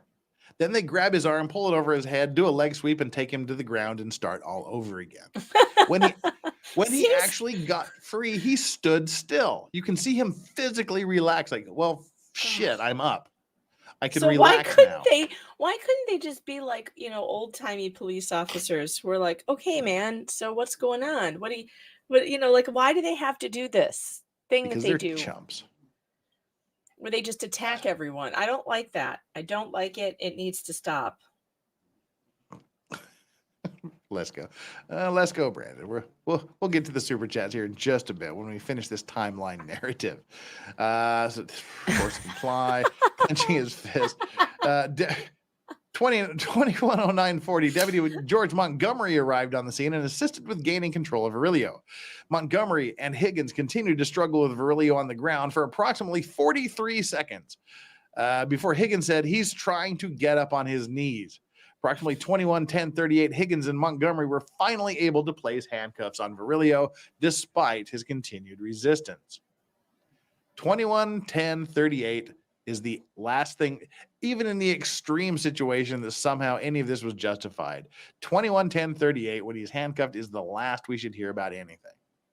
The struggle lasted approximately 4 minutes and 30 seconds from the time Kunovich went hands-on with Virilio until the time he was secured in handcuffs. After Virilio was secured, Kunovich appeared out of breath and sounded exhausted. Kunovich was breathing heavily and coughing. At approximately 21:12, great Rush album, by the way, greatest album ever made by humankind, 21:12, a deputy can be heard saying, "Let go of the knife, tell him, tell him." Deputy Alves was captured giving Virilio commands in Spanish. Armenta can be heard saying, "Let go of the knife, I'll break your fucking hand." Kunovich body cam captured the final moments of officers disarming Virilio of a knife he was in possession of. And meanwhile, allegedly this knife was in his possession while his face was being shoved into the dirt. And after all that, nobody got stabbed. He allegedly had the knife on him the whole time and nobody got stabbed? There's a picture of the knife. Just wait.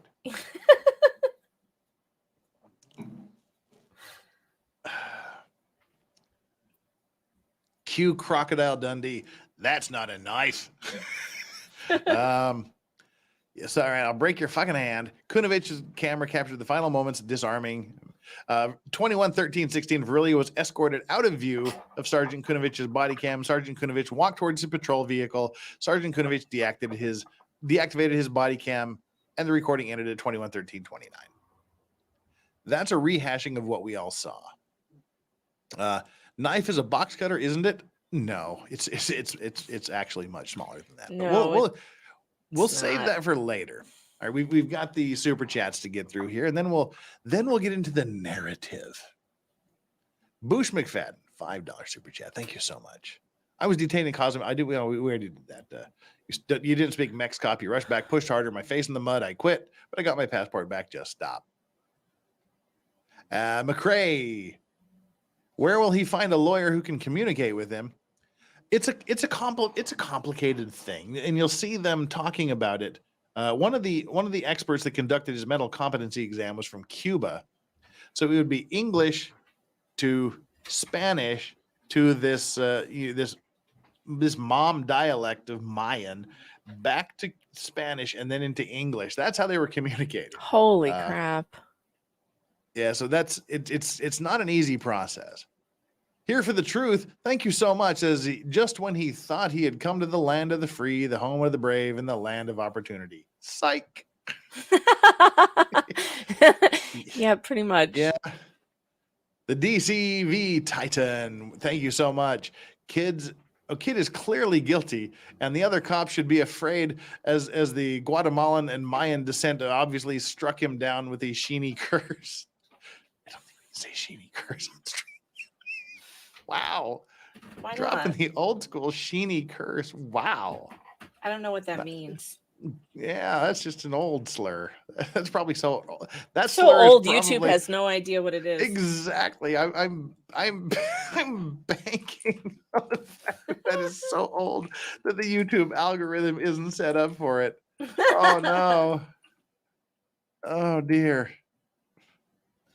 I'm shocked by the man. number of you. I'm shocked by the number of you in the chat who just think you should lay down and take the tyranny. I more tyranny, Daddy. More tyranny. Tyranny me harder.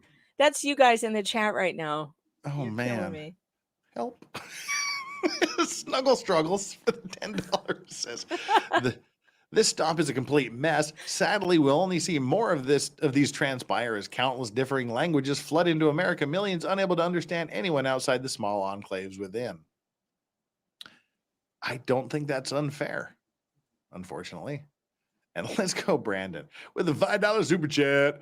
If you don't hit the like button, Jeff will stand up and do a full 360. And no, he's not wearing any pants or underwear. Well, actually, I'm wearing underwear and I'm wearing fuzzy sky blue pants with the turquoise and pink hearts on them, which is probably worse than just being bare ass naked. But that's what I'm wearing. Buddha berries with $2. So is cholesterol and hypertension on trial here. Just wait. Just wait. We're working our way to the medical report. We're a few pages. We're about 10 pages, 15 pages away from it. Stand by for cause of death and curses, apparently. Thank you so much all for your generosity with those super chats. That is deeply, deeply, it's deeply appreciated. And I think just because of that, it's time to Release the hose. Perfect. I was not expecting that, so I don't have Doggo Cam set up yet. So give me like a couple of quick seconds here. Yoda is just passed out. All right. There we go. All right, everybody, it is time. We have unlocked the Doggo Cam achievement for the night. We'll bring us all quickly up here where we add the doggos to the stage. That is Strawberry on the left and Yoda on the right. Aw. For some reason, Look at them. Strawberry is licking the floor. That's so because you won't let her lick Yoda's ears. Yes, exactly. No cigar today. I heard you screaming at them earlier. Yeah. No cigar today because I'm reading and I don't have time to relax and smoke. But join us for OJ tomorrow, where I will I never cigarette. Cigarettes are evil, poison. I will either cigar or pipe up. But there's the Doggo Cam. Thank you so much for unleashing and unlocking the Doggo Cam achievement for the day. We'll just put them down there next to us, so you can watch Strawberry lick the floor as we go along. There's no police officer boots to lick. They're not boot lickers. They're floor lickers. They're floor lickers. They're floor lickers. Except for Yoda, he just kind of sleeps all the time. He's got to. I'm not sure Yoda's breathing. Can we check on Yoda's breathing? Yeah, it's hit or miss sometimes. All right. It would make me feel better if he started snoring. And then we would know he was alive. He's snoring lightly. All right, so now let's get into what happens after the body cam footage. Oh, Bernice, you have to leave. Good day. Goodbye. Thank you so much for being here. Thank you so much for joining. Make sure you hit that like and subscribe on your way. I know you're subscribed, but do it anyway. Do it. All right. Saturday, May 20th at approximately 1:36 hours. So this all ended at around 21:14, 21:15 is when Kunovich passed on. So 3-4 hours later, Virilio was transported to the Sheriff's Office Criminal Investigation Division, CID, and was placed in interview room number 2. Lieutenant Jimenez conducted an interview with Virilio. The entirety of the interview was audio and video recorded. His handcuffs were removed, and Virilio was provided with a bottled water to drink. Well, thank God for that. Lieutenant Jimenez read Virilio his Miranda warnings, and thank you for all the good that did. From an SJSO constitutional rights form, Virilio indicated he understood his rights both verbally and by signing the form. And again, this is something that comes out in the competency hearing, where it's culturally and linguistically for him a response, whether you understand or not, just to say yes, yes, yes, yes, yes to the questions being asked, and no, no, no to statements. It's a fascinating thing, which we're going to get into on Friday. So just because he said he understood his Miranda rights doesn't necessarily mean he did. Keep that in mind. Right. There's no way he understood it. He speaks an ancient language, you guys. There's no way. All he knows how to say is yes, no, eating. Yeah. And don't miss Friday, because this competency hearing is wild. It gives you an amazing linguistic and cultural insight, plus also some actual things that he's not the sharpest tool in the shed. Are you planning? You're doing this on Friday? I'm planning on it. Competency hearing? Okay. Are you planning on being here? Yeah, if I'm not sleeping like Yoda at the time. Are you starting at 9 again? Same time, same bad time, same bad. All right, channel. I will have to set an alarm. It's Christmas break, so I'm not up at the crack of dawn to get the kids on the bus. And so yeah, I look like Yoda most in the morning. I'm just like, yeah. So sorry. I know I was supposed to be here earlier, but I was sleeping. Doesn't matter. I sleeping. Jesus. nice to know you, YouTube.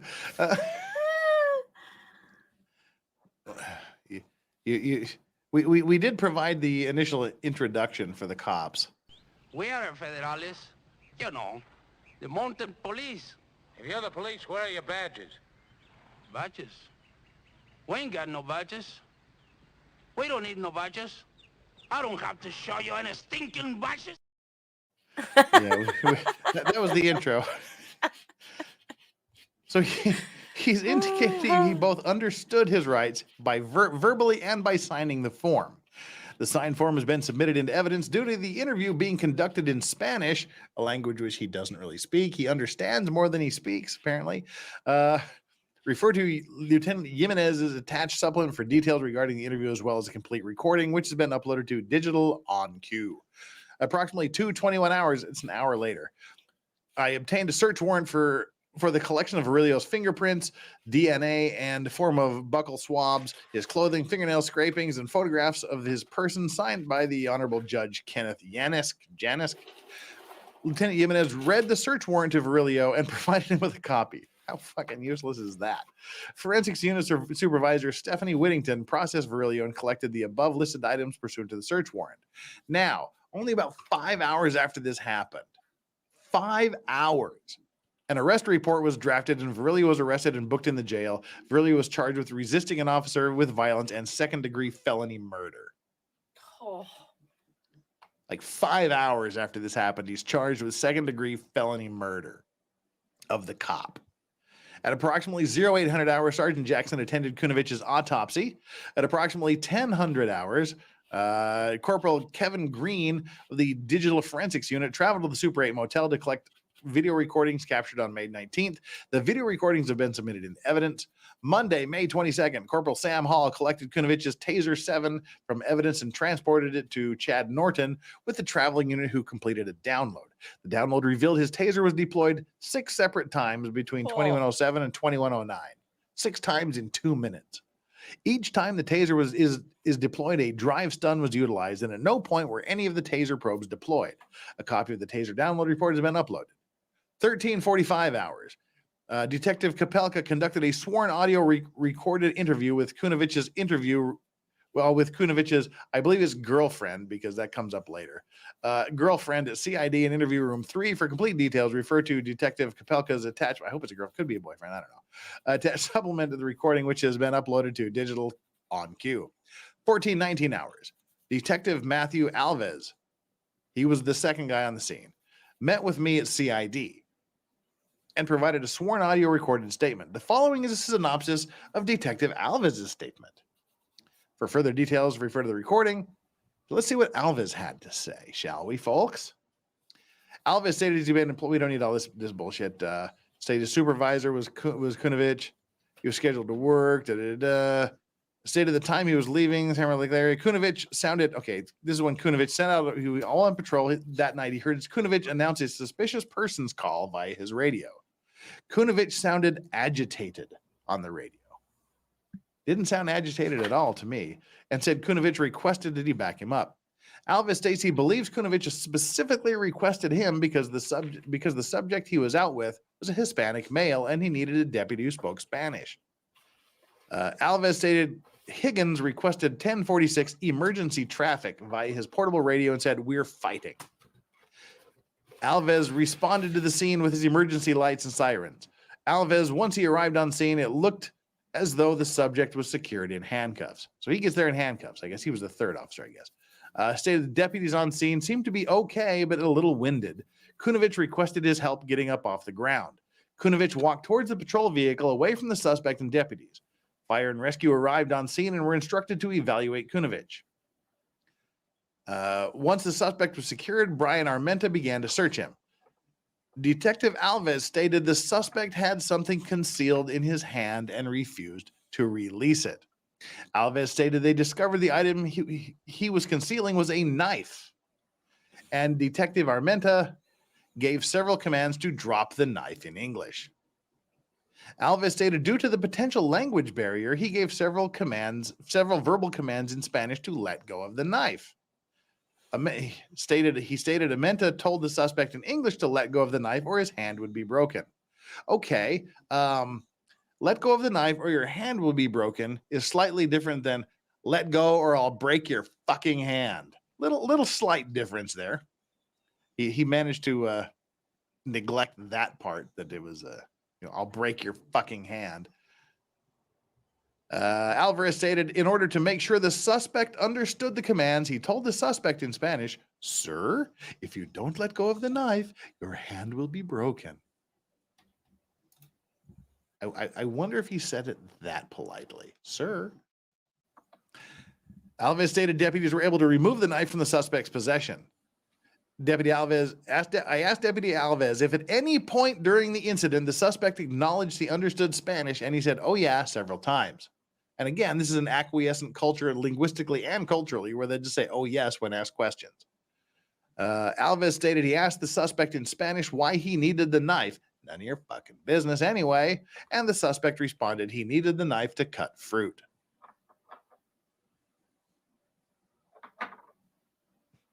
Amazing disgrace. El Breco Hando.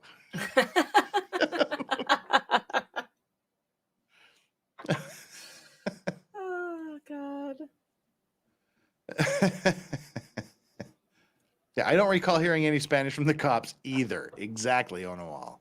There was a little bit. There was like one guy said I'll one break your thing. fucking hand. Yeah, no. Yeah, I don't remember him saying anything after. I don't hear any Spanish around that time myself. But anyway, he needed the knife to cut fruit. Alves stated he asked the suspect in Spanish why he was in St. Augustine, and the suspect told him he was visiting his cousin who was in room 232. He was not sure if the suspect understood what he was telling him in Spanish during the hold struggle. on, Jeff. Yes, Jeff, yes, I'm yes, sorry, yes, but the yes. chat is trolling me. The conservative Husker says Megan says knife is fine because it didn't stab anyone. Yeah, it is. That's exactly right. He wasn't using it to stab anyone. You don't think you're allowed to carry a pocket knife around with you to cut fruit? You are. This is America. Holy hell. I don't know what's wrong with you people. I really don't. I was going to show the knife later. Again, I mean, a knife is a knife, but there's knives and there's knives. Okay, we're on page 9 of 44. Oh, God. Sorry. I'll stop reading the chat and they'll stop pissing me off because I won't know what they're saying. I was going to do this much later in the narrative, but I think it's time to show the knife. Is it? Oh, it's not in this report. It's in the news story. Damn it. Well, shit. All right, let me tell you about the knife then. We'll show it at the end when we get into the article about what we're reading here now. The knife has a 1-inch blade. It's exactly the same knife I gave my 8-year-old. It has a 1-inch blade. I'm not joking. Yeah. It's a pocket knife. I've got in trouble plenty of times for small 1-2-inch blades from cops fucking dicks. Yeah, Vermillionaire, this is a 1-inch blade with about a 1/2 inch of serrated edge after the blade. It's a 1-inch blade. No wonder Officer Donut was intimidated. So yeah, we'll show the. Can I do this now?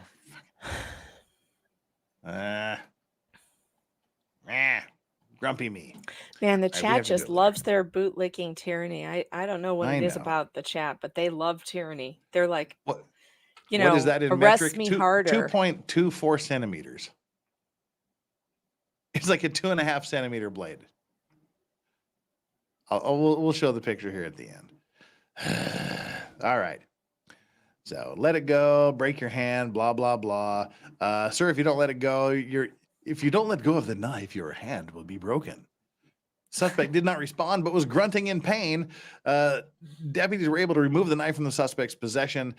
I asked Alvarez if at any point he understood Spanish. He said, "Oh, yes," several times. He stated he needed the knife to cut fruit. Okay, I got to fast forward here because we already read this part. Okay. I asked him if the suspect ever gave him a reason to believe he understood English, and he replied no. So the cop admitted that he never said anything that gave any indication he understood any English. He met with Kunovich for approximately 30 to 45 minutes at Buc-ee's earlier in the day to discuss the upcoming monthly observation reports. At this time, with Kunovich, he did not hear Kunovich complaining of any ailments, and further stated he believed Kunovich was feeling a little better than he normally does that evening. Now, so notice the cop is saying he's feeling a little better on the day he fucking dropped dead than he normally does. Jeez. How bad does he normally feel if he seemed to be feeling better on the day he died than he normally does?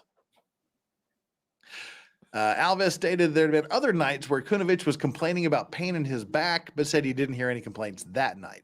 He was unaware of any medical conditions Kunovich suffered from other than something bowel related. So he's got bowel problems, back problems. He's not aware of any complaints regarding chest pains or shortness of breath from Kunovich. Alves stated he's not aware of the suspect attempting to open the knife at any point. But he's saying I wasn't aware of him attempting to open the knife at any point. The reason that's there is because other officers say he was attempting to open the knife and stab the police officers. Alves stated he believes the suspect was trying to conceal the knife, and he asked him multiple times if he had anything in his pockets, to which the suspect replied no. He didn't understand you. He doesn't know what pockets means. He doesn't understand any of this. El Knifo in Del Pacato. Yeah, sure, that's how you say it. Detective Kapelka at 1431 obtained a copy of the fire and rescue run report associated with this incident. Has been attached. Higgins, at approximately 1439, Officer Higgins met with CID and gave this statement. Here's the summary from the other. This is the officer that was second at the scene. His employment, he was on the patrol. His supervisor is Kunovich. He was somewhere when he heard Kunovich call out a suspicious call over the radio. Towards the end of Kunovich's transmission, he sounded rushed and could not make out exactly what he said. He started to head towards Kunovich's location. He pulled into the parking lot of the Super 8 motel and observed Kunovich in a physical altercation with the suspect. It looked like the subject was trying to run away, and Kunovich was trying to prevent him from doing so. He assisted Kunovich with trying to gain control of the subject, and they took him to the ground. The guy kept fighting. He was pulling away, trying to run. He got back up on his feet at one point. I did a leg sweep back on the ground. I tried to maintain control of his hands because I wasn't sure if he had anything on him. Kunovich used his taser to drive stun him, and it was successful. The taser made contact but seemed to have little or no effect. The suspect grabbed the front of the taser and attempted to pull it out of Kunovich's hand. Fucking bullshit there. He straight armed it and held it into the dirt so the officer couldn't blast him with it again. He didn't attempt to take it out of his hand at any point. That's a bullshit statement. Yeah, King Ginger. Yeah, I have said that. If you are wrongfully detained or wrongfully arrested, you should not fight it and fight it out in court, because we all know that the consequences could be death. Yeah. I would never suggest that you should do anything other than that. The point here is this man does not speak the language, does not know our culture, does not understand why he's being assaulted by 3 police officers. I don't think he. I'm sure you can say, oh, he shouldn't have resisted.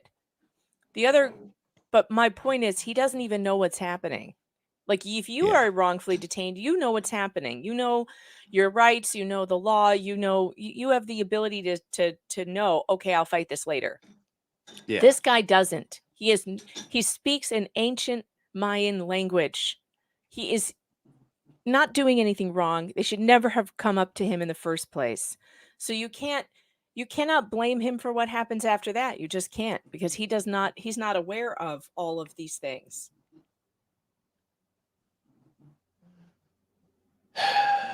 Yep. I mean, yeah, don't fight. Look, don't run from the cops, because 99.9%, that's my made up stat, but somewhere close to there, the cops will get you. Don't fight with the cops, because the cops will get you. If they want you out of the car, you're coming out of the car.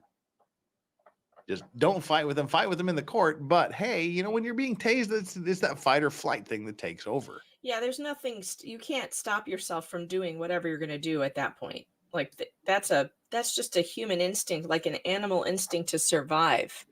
So if he's reaching for the thing and trying to push it away, you can't stop yourself from doing that. It's like your body is saying, that thing is hurting me. Make it stop. Yeah. And knowing the language, being there illegally, which he's absolutely free to be on the street, knowing the language, that's all bullshit because the cops should never have approached him. And if they did approach him, they should have said, "What are you doing? Oh, you're eating a sandwich? Where are you staying? Over there. Thank you. Goodbye." That's it. Everything beyond that is a non-starter. But well then, Sean Bird, if I'm making an argument that you're not arguing against, why do you guys keep saying it? If we are in agreement, then why do you keep saying that he shouldn't have resisted? Why do you keep saying that? If we've gotten past this, I don't understand. And chat's pissing me off. Stop reading chat. I'm going to have to. It's probably why they're pissing you off. They're trolling you. But again, like I always say, someone's troll is someone else's true belief. Montgomery arrived on the scene to assist with trying to gain control of the suspect. Got him in a rear naked choke, which resulted in the suspect letting go of the taser. No, he let go of the taser when Kunich pulled his hand off of it. Not when he got him. He pulled his hand away. He pulled the taser away, and then the dude wrapped him up in a rear naked choke. So again, not accurate. Montgomery applied several knee strikes to the suspect's torso in the ribcage area. Eventually, he and Deputy Montgomery were able to get the suspect secured in handcuffs. I asked Deputy Higgins to elaborate on what he meant when he said the suspect kept fighting with deputies, and he stated that he used his left hand to keep himself off the ground during the altercation and kept his right hand balled in a fist. Higgins was not sure if the suspect was going to punch deputies or not. Hey, Higgins, was he punching you or not? Not what you were suspected he might do at some point in the future. Was he punching you or not? No. The suspect was pushing or swatting at deputies in an attempt to evade them or run away from them. Gee, wonder why. I asked Deputy Higgins if the suspect did anything that led him to believe the suspect was trying to harm him or other deputies. And he stated, when he grabbed Kunovich's taser. Bullshit. Mm-hmm. Higgins stated the suspect was sweating profusely and never ran out of strength. Don't fuck with the natives, man. They've been doing that for thousands of years. Haven't you seen like those Chilean marathon runners? Ancient Mayan strength. Yeah, that like those like Chilean Mayan runners that like run marathons barefoot on the top of the fucking Andes Mountains. Don't fuck with them, dude. Higgins stated he believed the suspect may have been under the influence of narcotics. Where the fuck did that come from? Just because they couldn't take him down. Yeah, because he was more fit than 4 cops. Yeah. Is the super strength. He's on PCP. As Megan said when she first arrived, don't make me angry. You wouldn't like me when I'm angry. The chat doesn't believe he speaks in ancient Mayan language, which... Oh, well, don't miss Friday. Don't miss Friday because you get to hear some ancient Mayan language. He's from a remote tribal village in Guatemala that speaks Mam. It's a Mayan dialect that has very little to do with Spanish and nothing to do with English. There is a bug that is trying to crawl on my camera. So if you see a creepy bug crawl across the camera, I'm being stalked by a bug. Yipes. No bugs. Here it comes. Okay. Here it comes. It's coming over the camera right now. Wait, is it going to avoid it? No, it avoided it very, very carefully. Good. I have swatted it off my desk 3 times, and it still comes back to the camera. Camera hog.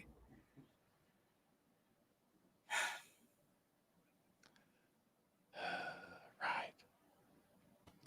And again, this is the 3rd time I've said this. We got 673 people here now. We're 2 hours and 10 minutes into this. Hopefully it won't go more than 3 because I got to sleep. Him being here illegally has nothing to do with this. Why do we need to be saying this so many upon times? his arrival, and like that justifies what happened. I know. Is But chat dumb or something today? I don't understand. some people are, but we're gonna disavow them. We're gonna disabuse them of this notion right now because It's so upon his frustrating. arrival in the States illegally, he was taken into custody by the feds, by the immigration folks. They got him and they initiated the immigration proceedings for him. He was in federal custody for immigration reasons for quite a while. And then they released him to the custody of a relative pending the outcome of his immigration proceedings.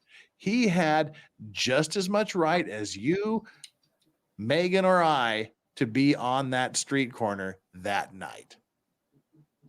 His illegal status had absolutely zero to do with this. He had every single right that you or I have to be out eating a sandwich on a curb at 9 p.m. at night. That's the last time I'm going to mention that.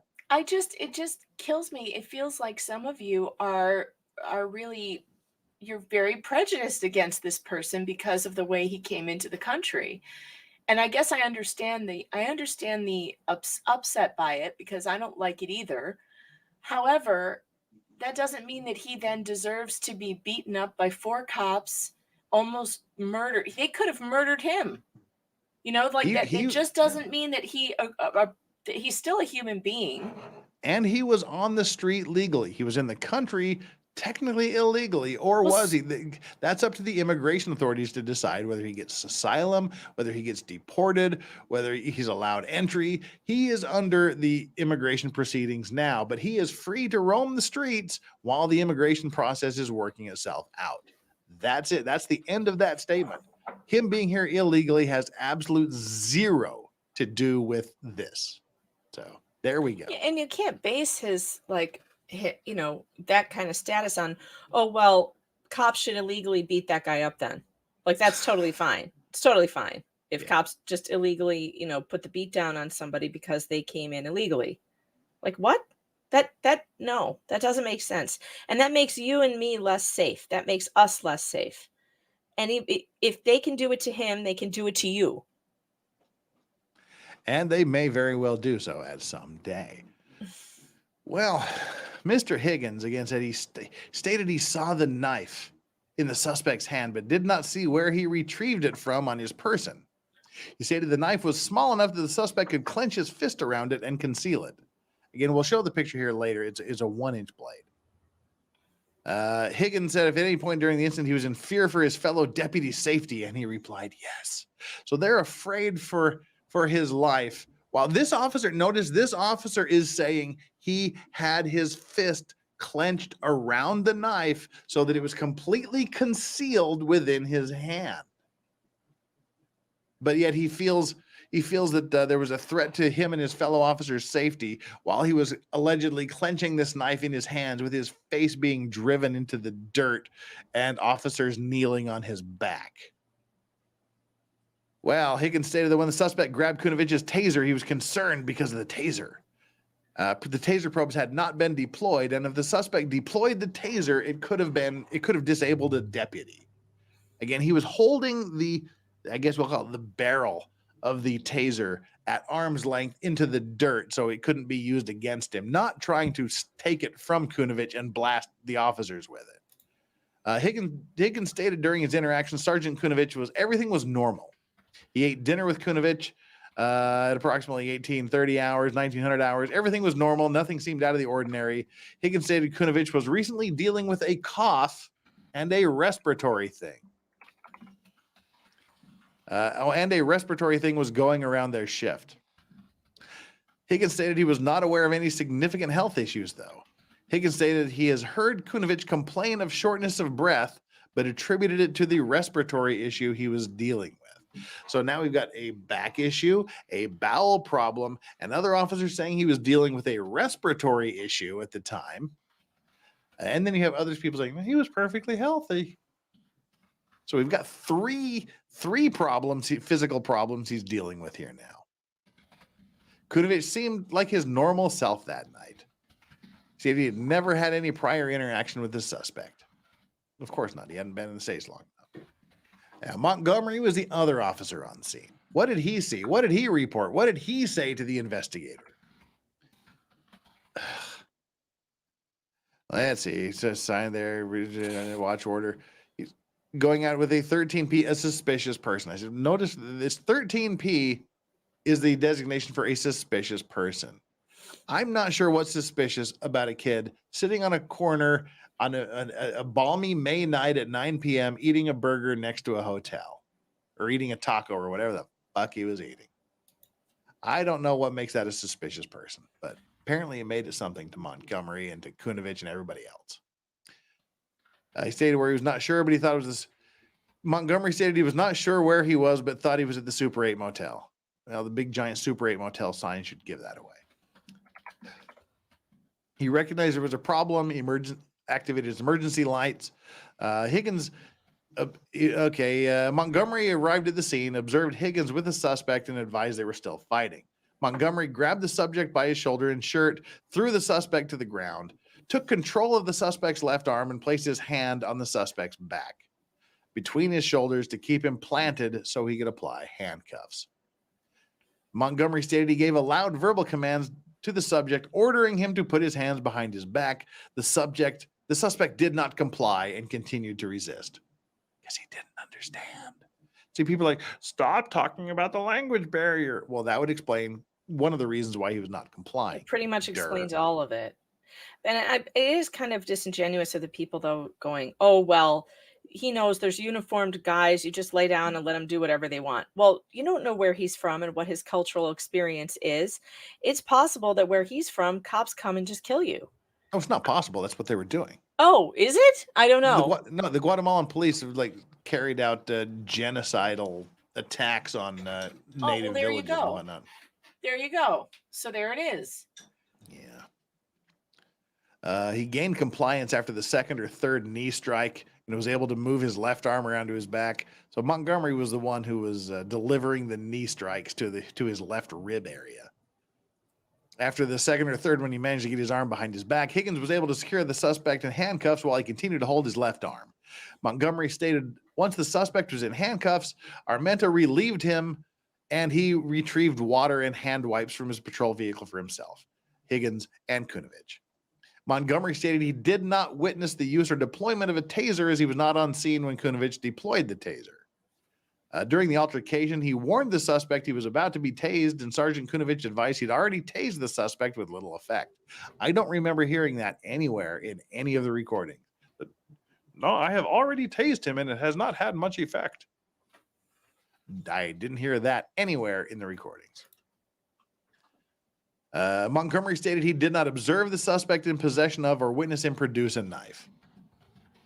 Okay, one person said he had it concealed in his hand. The other person says he didn't see it at all.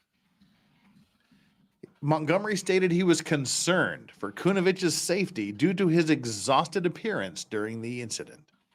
Montgomery stated he recognized the suspect was speaking Spanish, although he does not understand or speak Spanish. Montgomery stated he believes the suspect understood the verbal commands he was given in English because after the 3 knee strikes, he began to cooperate with instructions. He understood English because we beat him until he understood English, is what he just said there. That's fucked up. They beat him until he understood English. I wish it worked that way. Kunovich had gone home. Okay, more about Kunovich's health here. Kunovich had gone home early on Monday, May 15th, a week. This is 6 days before. Had gone home early during his shift on May 15th and took a sick day on May 16th, 5 days before this incident. Kunovich had complained of respiratory issues, specifically bronchitis. Kunovich had complained of back pain and believed he pinched a nerve. They ate dinner together. They had a Chick-fil-A, asked him how he was feeling, and asked him how he was feeling, and he said he was still having respiratory issues, but he was feeling better. Montgomery stated his back was still bothering him, but he had recently gotten a massage. That he did. Kunovich said he seemed fairly normal, was moving around fine and functioning okay. He believes that Kunovich was still dealing with bronchitis, but was doing better. Montgomery stated he had never had any prior interaction with the suspect, and wherever this came from, I don't know. Montgomery stated he believes Sergeant Kunovich would still be alive today if it wasn't for this incident and his interaction with the suspect.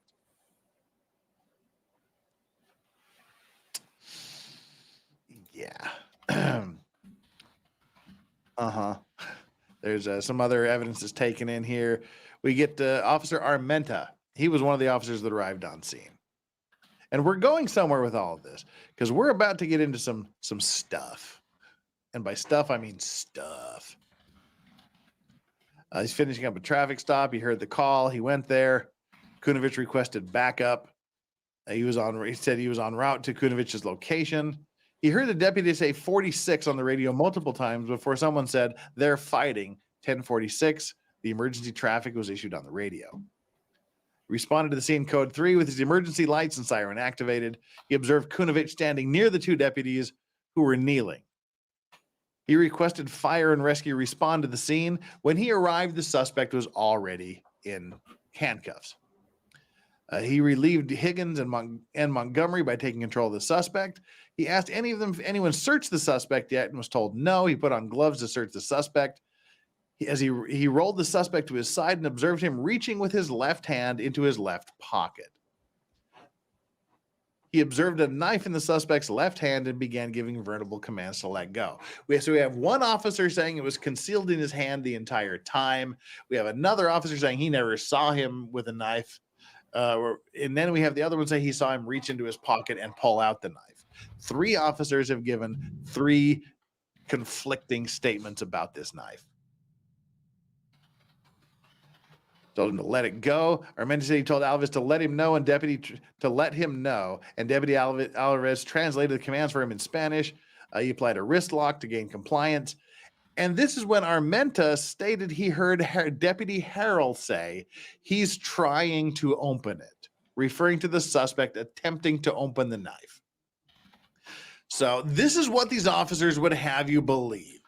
They are kneeling on the handcuffed defendant with his face pressed down in the dirt, while the suspect is reaching with his handcuffed left hand into his left pocket, pulling out a pocket knife with a 1-inch blade, approximately 2 inches in total length, folded, trying to open the pocket knife and stab the deputies. That's what this officer would have you believe is happening. None of that was on the camera, though, right? It was just them screaming about it. Yeah. Armenta stated he did not observe the suspect attempting to open the knife, but was under the impression he was based on by Daryl Hall's observations. So yeah, he didn't see it. He just heard Hall allegedly say this. Armenta stated he applied more pressure on his wrist and told him, if you don't let go, I'll break your fucking hand. Alvarez translated what he was saying to the suspect again. It doesn't speak Spanish. There was no change in the suspect's behavior while giving verbal commands. Suspect continued to resist. Suspect eventually let go of the knife and was placed in the back of his patrol vehicle. Before placing him in the patrol vehicle, he completed another search of the suspect to ensure he was not in possession of other weapons. Then they went to the hotel room and talked to the other occupants. And see here, I asked Armenta if he was in fear for his safety or the safety of his fellow deputies at any point, and he replied, yes. Again, in fear for his safety while they're kneeling on the dude's back, pushing his face into the dirt. Pretty scary there. Said he witnessed suspects handcuffed behind their backs who have been able to reach around to the front numerous times in the past. Armenta stated that the suspect was able to open the knife, he could potentially cut or injure a deputy. He stated the situation could have escalated to a more deadly situation. I asked Armenta, based on your experience in training and corrections, would you say that somebody that is secured in handcuffs still could pose a threat if they were armed with a weapon? He replied, absolutely. Armenta stated he did not have any other interaction with Kunovich on 19th. He was unaware of any medical conditions Kunovich may have been dealing with. No other actions before. All right, we've got a bunch of super chats we need to clear off here, Megan. How are you doing? Are you keeping up with this? Are you? Yep. All right. I'm all here. if chat was it was enraging. Yeah, DCV Titan. Chat's enraging. Yeah, that's still true. And thank you so much to everybody, all your generosity for these super chats, by the way, that have been piling up for the last 30 minutes or so. DCV Titan, so old yet was in Clerks 2. He was in Clerks. Dang it, I need to read these things more timely. It's funny because you're referencing Clerks 2, but I'm not sure why, because I don't know what we're talking about yet. any reference to Clerk 2 is funny. And JKD Buck is a new member somehow. Aren't you? You're like a regular member. But thank you so much for being a new member again. Appreciate it. That dog in him. What's up, brother? My problem is that the cops didn't have a legal issue to stop and search. Absolutely correct. It was a bullshit illegal Terry stop from jump. Then proceeded to justify their offense after the fact. And judges will not look at it in any way. Fuck them all. Well, I hope this judge... I mean, this shouldn't... The prosecutor should be ashamed of themselves. I don't think a judge is going to look at this and go, yeah, the cops were right. I'm sorry, but there's actually no argument for them being right here at all. I hope that doesn't work out that way. Is this going to the jury? Yeah. I mean, right now they're still working on the competence hearings. This is very early on. It's going to take a long time before it gets where we're going. But first, the judge is going to make whether or not he's competent to stand trial. Yeah, they need to drop the trial. They need to drop the charges. Boosh, since she thinks Vice Chat is so weak-willed, how many tases until Megan stops resisting 4 large men not speaking her language? Prawn. I'm not resisting, but I cannot speak for what this guy was going through and what was going through his head. All I know is the cops had no business talking to him in the first place. No business coming up to him at all. None. Yep. Zero. Are his Miranda rights also on body cam? Surely, not on the body cam, but probably back in the hotel, back in the police station. They did videotape all of this. They said they have the Miranda rights on recording and whatnot. So until that comes out, we'll just have to take the cops at their word for it.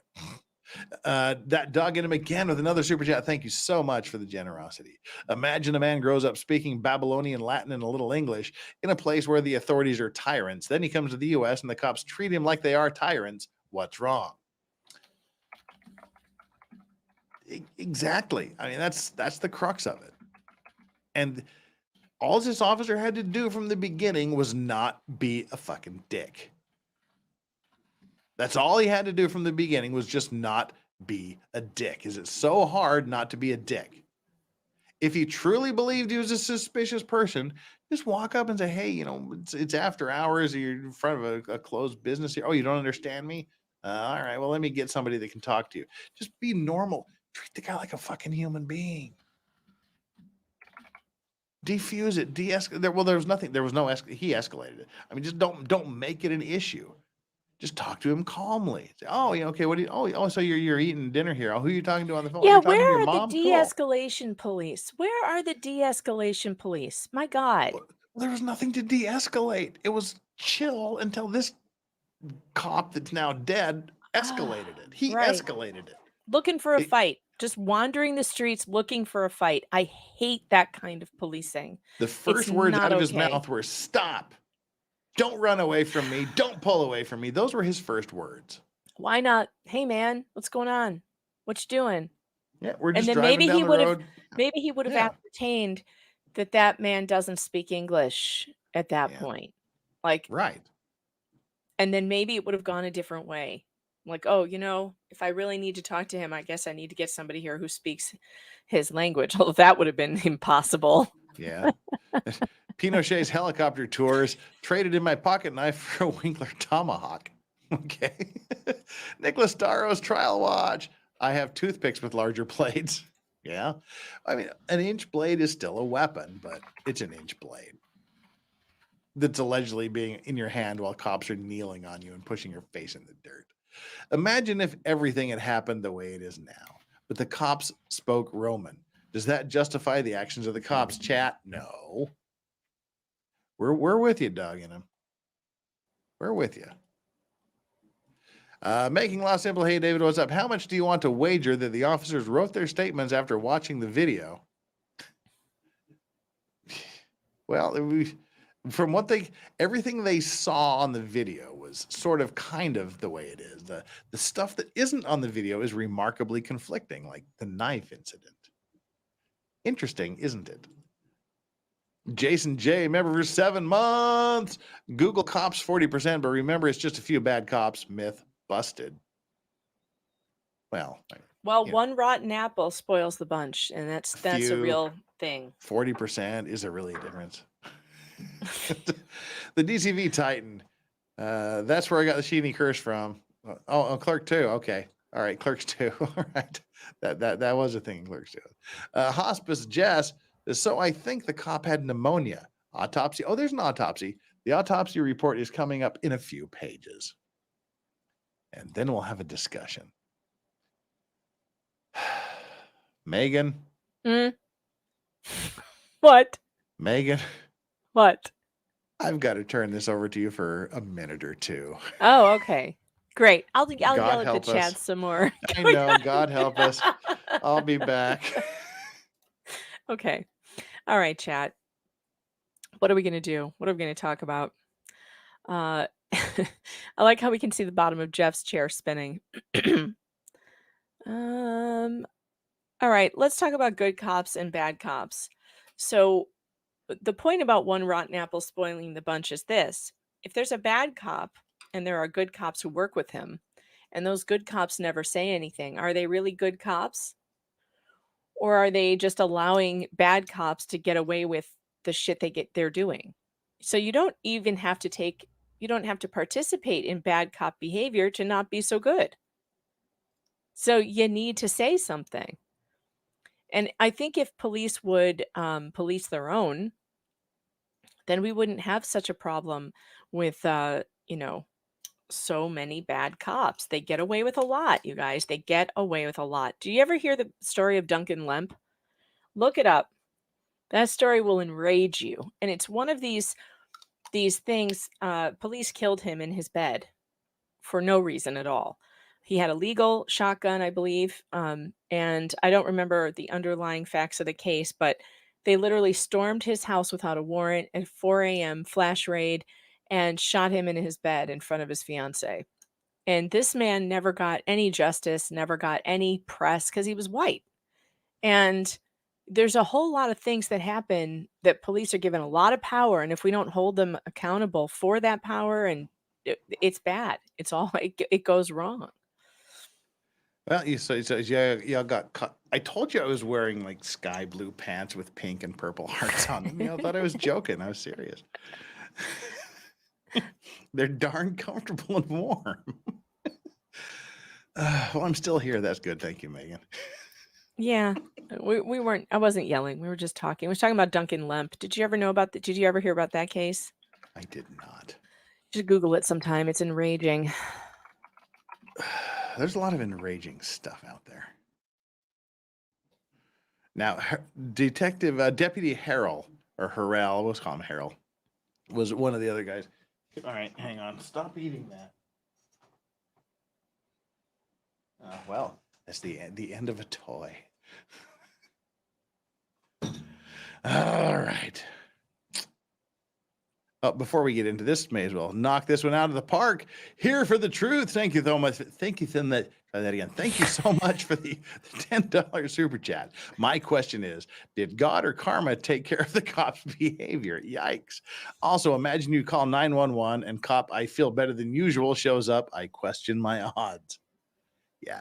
Now, mind you, he was allegedly feeling better than usual on the day he died. So how is he feeling when he was feeling worse than on the day he died? All right. Oh, don't want to remove that. We want to actually add it. We want to do the opposite of remove it. So there we go. This is what we're doing. That's what we're doing. Right. This is Detective Harrell. That's Sebastian Mueller. Jeff, we need to talk about you using pajama pants. Just no. It's cold here. And I have a big house to heat, so it's easier just to wear these cool little pants. I don't wear them to sleep. I just wear them when I'm I just wear them while I'm here, so we don't have accidents. They're put on before I stream and taken off immediately after. I only wear them on the stream to prevent accidents. All right, with that rather unnecessary explanation out of the way, let's look at the Deputy Harrell. He was employed there. He was working there. He was on patrol. Kunovich sent out the deal. He went there with lights and sirens activated. When he arrived on scene, he saw multiple deputies on top of a Hispanic male. He was standing near a wall in close proximity. He asked Kunovich if he was all right and held his hand up, but did not verbally respond. He stated Kunovich seemed like he was out of breath, like he'd been fighting with somebody. Convenient. Stated the suspect was already secured in handcuffs when he arrived. The suspect wasn't cooperative and continued to resist. Stated the suspect put his left hand in one of his pockets. Which pocket? Which pocket, deputy? Before he heard another deputy say knife, he observed a gray in color pocket knife in his hand and said his hand was balled up around the knife. He grabbed the suspect's hand and commands were given multiple times. He stated the suspect clenched his hand tighter on the knife, and the knife had a tab on the back of the knife used to flip the knife open. He observed the suspect attempting to flip the knife open. Now, mind you, at the time he observed the suspect attempting to flip the knife open, again, he had knees on his back, his face pushed into the dirt, he's handcuffed, and apparently has his hands behind his back with a knife in one of his hands trying to flip it open. Calling bullshit on that one. He grabbed the suspect's fingers and forcefully peeled his fingers off. Notice there's no mention of "I'll break your fucking hand" mentioned in this report, even though we heard it on the video. Mm-hmm. He threw the knife behind him to get it away from the suspect. He was placed in the back of the patrol car. He observed Sergeant Kunovich collapse while being evaluated by St. Johns County Fire and Rescue personnel. I asked him if at any point in the incident he was in fear for his safety or of the safety of his fellow deputies, and he stated, absolutely. I asked Deputy Harrell if he believed a subject could pose a threat to his safety, the safety of other deputies, or any other person's safety if he's secured in handcuffs, and he said, absolutely. Notice how he didn't ask the question, are you being a bitch? Are you being a little bitch, officer, and being afraid of your life by a dude that's handcuffed with his face being driven into the dirt with people on his back? Are you being a little bitch, officer? He didn't ask him that question. I wonder why. I kind of understand that they might have felt that way, like legitimately felt that way, because they got themselves so worked up, as you could see in the video. They got themselves all worked up like this was the fight of their lives. Mm-hmm. Without taking a step back and realizing, like, what would happen if we just let go of this guy right now? Like, what if we just stood up, you know? Like, there's 4 of us. We just stand around him and not let him get past us. But, like, they got themselves worked up to that point. So yeah. Did they trick themselves into believing their lives were in danger? Yeah, maybe they believed that. Handcuffed behind his back. But look at the way they were behaving. They were behaving like they were in a life or death fight. Kunovich was behaving that way from jump. Yeah. He had not heard Kunovich complain of chest pain or shortness of breath recently, but said he heard Kunovich mention bronchitis while he was being evaluated. So he's being evaluated by the fire department people. He's saying he has bronchitis. Yeah. He doesn't believe he has ever had any contact with the suspect.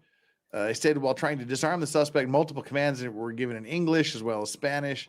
Asked him if the suspect complied with commands being given, and he replied, absolutely not. He stated the suspect continued to try to open the knife while deputies were trying to disarm him and continued to resist even after he was in custody. Right.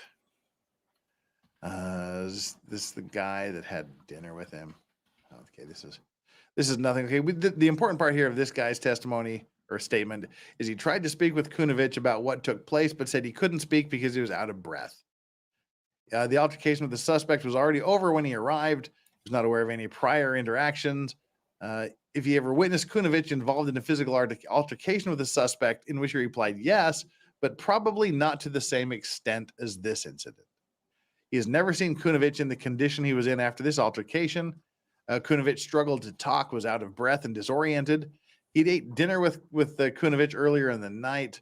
He was struggling with back pain, described it as nothing serious. He seemed completely fine at dinner at Buc-ee's. Everything is perfect. He's unaware of complaining of chest pains or shortness of breath, but said he was dealing with a respiratory issue and a cough. He didn't believe Kunovich thought the respiratory issue was serious enough to seek medical treatment. So he did he self-diagnose the bronchitis or what? But he had respiratory issues that he didn't think were serious enough to seek medical attention. Did he believe that a subject who has been handcuffed could still pose a danger or a threat to somebody? He said absolutely, especially if he's armed with a weapon. He replied absolutely. After the incident was over, he informed the suspect was in possession of a pocket knife during the altercation. So he wasn't aware of the pocket knife before he was told about it after. There's a couple of these we can see the knife, and he was still trying to bring the. Okay, there's another one deal here. Kunovich was down. He had him down. He was pinned on the ground, and he appeared to have something in his hand. Pinned to the ground, and appeared to have something in his hand. Discovered the item was a knife. He was still trying to bring the blade out to get our deputies with. He was still trying to bring the blade out to get our deputies with.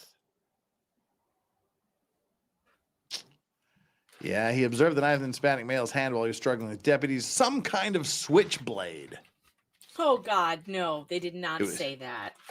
It was some kind of switchblade. Wow. Okay.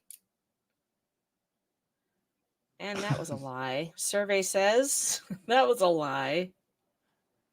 I'm going to have to see if this article that I have here copied and pasted is the article with the picture of the knife. Switchblade. Wow, he just turned it into West Side Story. Was he also snapping and doing a Broadway number when he was coming at you with the switchblade? Were they all dancing together? When you're a jet all the way.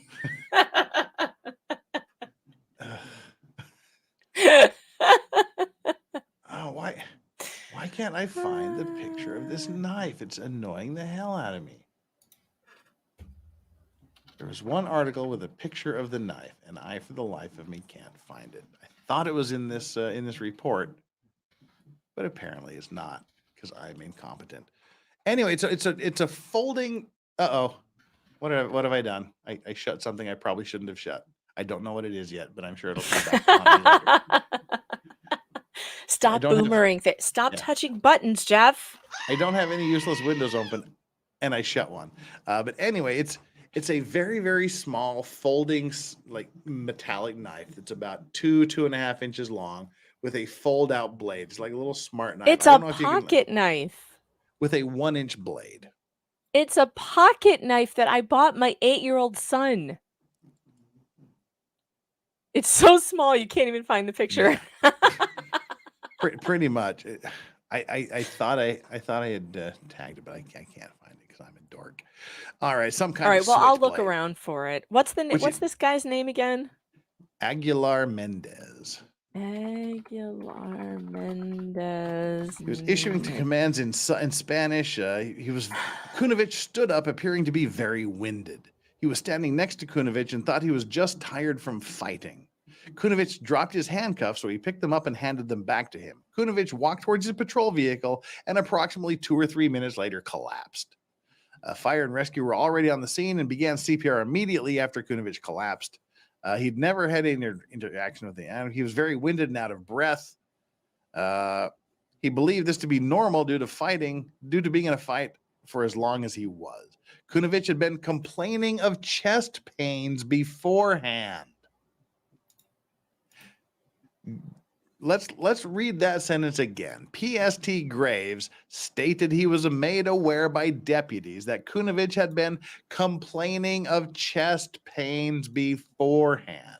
So we've got bronchitis, we've got a bowel problem, we've got a respiratory illness, which may be bronchitis, we've got back problems and chest pains. All before this shit went down. Something is seriously wrong with this guy. Kunovich seemed pretty normal and seemed like himself. Right. I do have an interview with a defense attorney about this, which looks pretty interesting if you want to see that.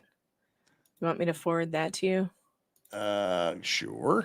It's a defense attorney commenting on it, and he looks like he's laughing throughout the entire interview, which makes me laugh. Here you go. There's a video in that article. I'm still looking for the knife. It's in one of the newer news articles. Right. Like I'm looking at few the days. Yeah, I'm looking at the new ones. Yeah, it's like within the last 2 or 3 days. Okay. Sorry. This is from a retired officer who had dinner with him. No point did I ever notice him to be in any kind of uncomfortable. He's feeling agitated or irritated in any way, shape, or form. He seemed happy. He seemed lucid with it.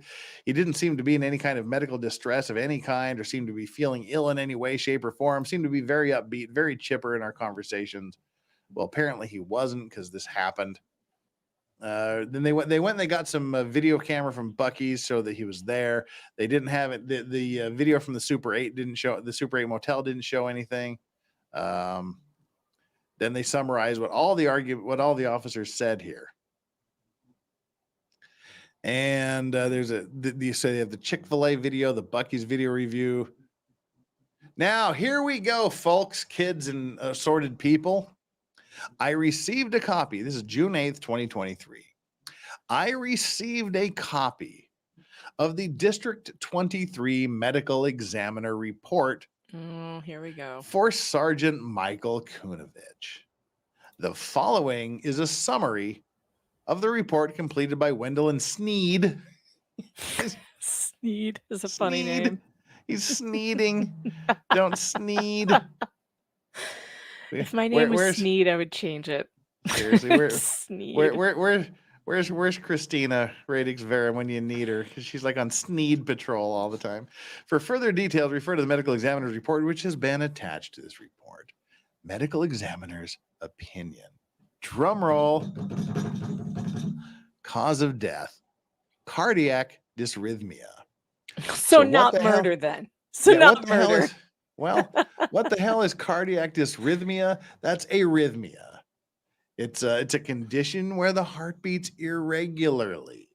Instead of the steady da-dum, da-dum, da-dum, it can beat too fast. It can beat too slow. It can beat in an erratic manner. Well, what can this do? This can disrupt the flow of blood and oxygen and potentially cause palpitations, dizziness, shortness of breath, and it can range from harmless to life-threatening. So he has a life-threatening heart palpitation that should be evaluated and managed by a healthcare professional to ensure the heart is functioning properly. So the cause of death was an irregular heartbeat. Well, gee, what else did the report say? Due to arteriosclerotic and hypertensive cardiovascular disease. Arteriosclerotic disease, what is that? That's the hardening of the arteries, hardening and clogged arteries. He has an irregular heartbeat, hardened and clogged arteries, and hypertensive he had high blood pressure. Cop has high blood pressure, hardened and clogged arteries, and an irregular heartbeat. God. And this kid gets charged with murder. Contributory cause of death: physical exertion. I found the knife. Okay, good. Yeah. Contributory cause of death: physical exertion and possible emotional stress while apprehending a fleeing suspect. That possible is all bullshit. That's hearsay. That is complete conjecture. Physical exertion from an officer with an arrhythmic heartbeat, hardening and clogging of the arteries, and high blood pressure. That's what killed him. Manner of death: natural. Manner of death: natural. Now, let's go back in time here to this knife. Should we look at this knife? This is the knife. Now, Megan, blow that up as much as you can. All right, let's make this bigger. Do the right click and open image in new window. Here we go. Open. No, it won't do it. All right, here, hold on. I can make it bigger. That's what she said. Phrasing? That's what she said. I'm trying. It's not working. Well, it's close. That's good enough. All right, that's good enough. You can see the inches here. This is the 1 inch mark. That is a 1 inch blade. Look at the thumb. So for reference, there's the person's thumb. Yeah. Who's measuring it. Oh my God. This is some kind of switchblade that he was attempting to get at the officers with. And it has some sort of tab on the back that you can flick to open this knife. Bullshit. A tab. Yeah. No, it's just a regular flip knife. Like it's called the smart knife. My daughter carries knives that are 3 times that size. Yes, the cop that died had the irregular heartbeat, hardening of the arteries, clogged arteries, and high blood pressure. Yes. Oh, now that's possible. He used his ancient Mayan magic to cause the heart attack. Now that's possible. Ancient Mayan witchcraft. Probably did. I've seen a Serpent in the Rainbow. I know what they do in the Caribbean, so I'm sure they do more in Guatemala. But yes, this is the 1 inch blade that he was threatening the officers' lives with while his face was being pushed into the dirt. Right. And but with knees on his back. I believe that if it was in his hand, they're saying that it was. Did they say it was open or closed? They say he continually attempted to open it while he was So handcuffed. it was closed the entire time. It wasn't open. Well, we had the one officer saying it was so small that it was covered when in his clenched fist. Then we had the other one saying he was pulling it out of his pocket. The other one saying that he was continually trying to open it. And the other one saying, I didn't see anything. So yeah, that's the dangerous knife right there. Which I mean, technically it is a weapon. I doubt he even had it. I doubt he even had it in his hand. There's no video of it. They probably found it in his pocket and decided to add that little bit to make it a little more palatable. Willie Bot says it was cold outside. Come on. Yeah, maybe it was just cold outside. There we go. Hard. Yeah. Cop saw the knife larger than his junk and had a heart attack. Oh man, that's mean. Yikes. Yeah, the guy shouldn't have been working at all until this was all under control. So now listen to what this guy had. He had bowel problems. He had respiratory problems. He had bronchitis, which is probably respiratory problems. Desk. Yeah, he had hardening of the arteries, clogged arteries, arrhythmic heartbeat, and high blood pressure. Dude is fucking lucky he lived as long as he did with that. And we also said that he had never sought medical attention for these things. So yeah, that's the knife, and that's his condition. And this concludes this officer's involvement. Now, totally not a Russian bot says this knife does more damage when used as a brass knuckle. Pretty much. That sounds like dinner after Buc-ee's.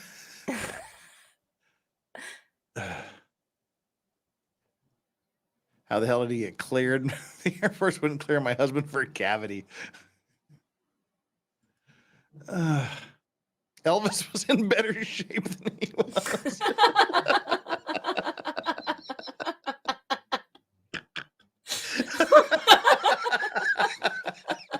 Okay, JKD Buck takes the comment of the day with that one. How did they get all that and then go and jump straight to murder? Wow. That's rough. Sebastian Muller, Jeff, we need to talk about using pajama. Oh, no, we don't. We already talked about that. Next. Okay, so he had a huge dinner. Heart is working hard on digesting and has pneumonia, gets in fight, and had heart attack. My prediction. Yeah, you're wrong. It was much worse than your ridiculous prediction. It was much worse than that. Dude was lucky to be alive, let alone die on scene. Contributing factor, officer had a shameful wank session that stressed his already failing heart. Oh, God. Thanks for that $5. Kelly R. Box cutters are half the size, just saying. Well, I mean, a full blade on a box cutter would be longer than 1 inch. I know because I've opened up my own ribs with a box cutter, being a 16-year-old working it out. I was a 16-year-old. That sounds horrifying. I was a 16-year-old working as a stock clerk at Albertsons grocery store, and I was opening up a box cutter like this, and then I pulled it back this way towards me, and I cut through the end of the box, through my apron, through my shirt, and into my Jesus. ribs. Oh my God, Jeff. So yeah, I just pulled the box cutter all the way back through my ribs, and there at that instant, I gained the Albertsons nickname Zorro.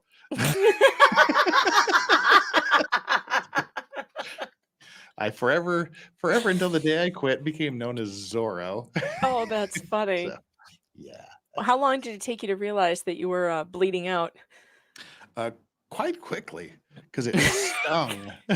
Yeah. It stung a lot. So yeah, I became Zorro. How many stitches did you get on that? Like 5 or 6. Oh, ow.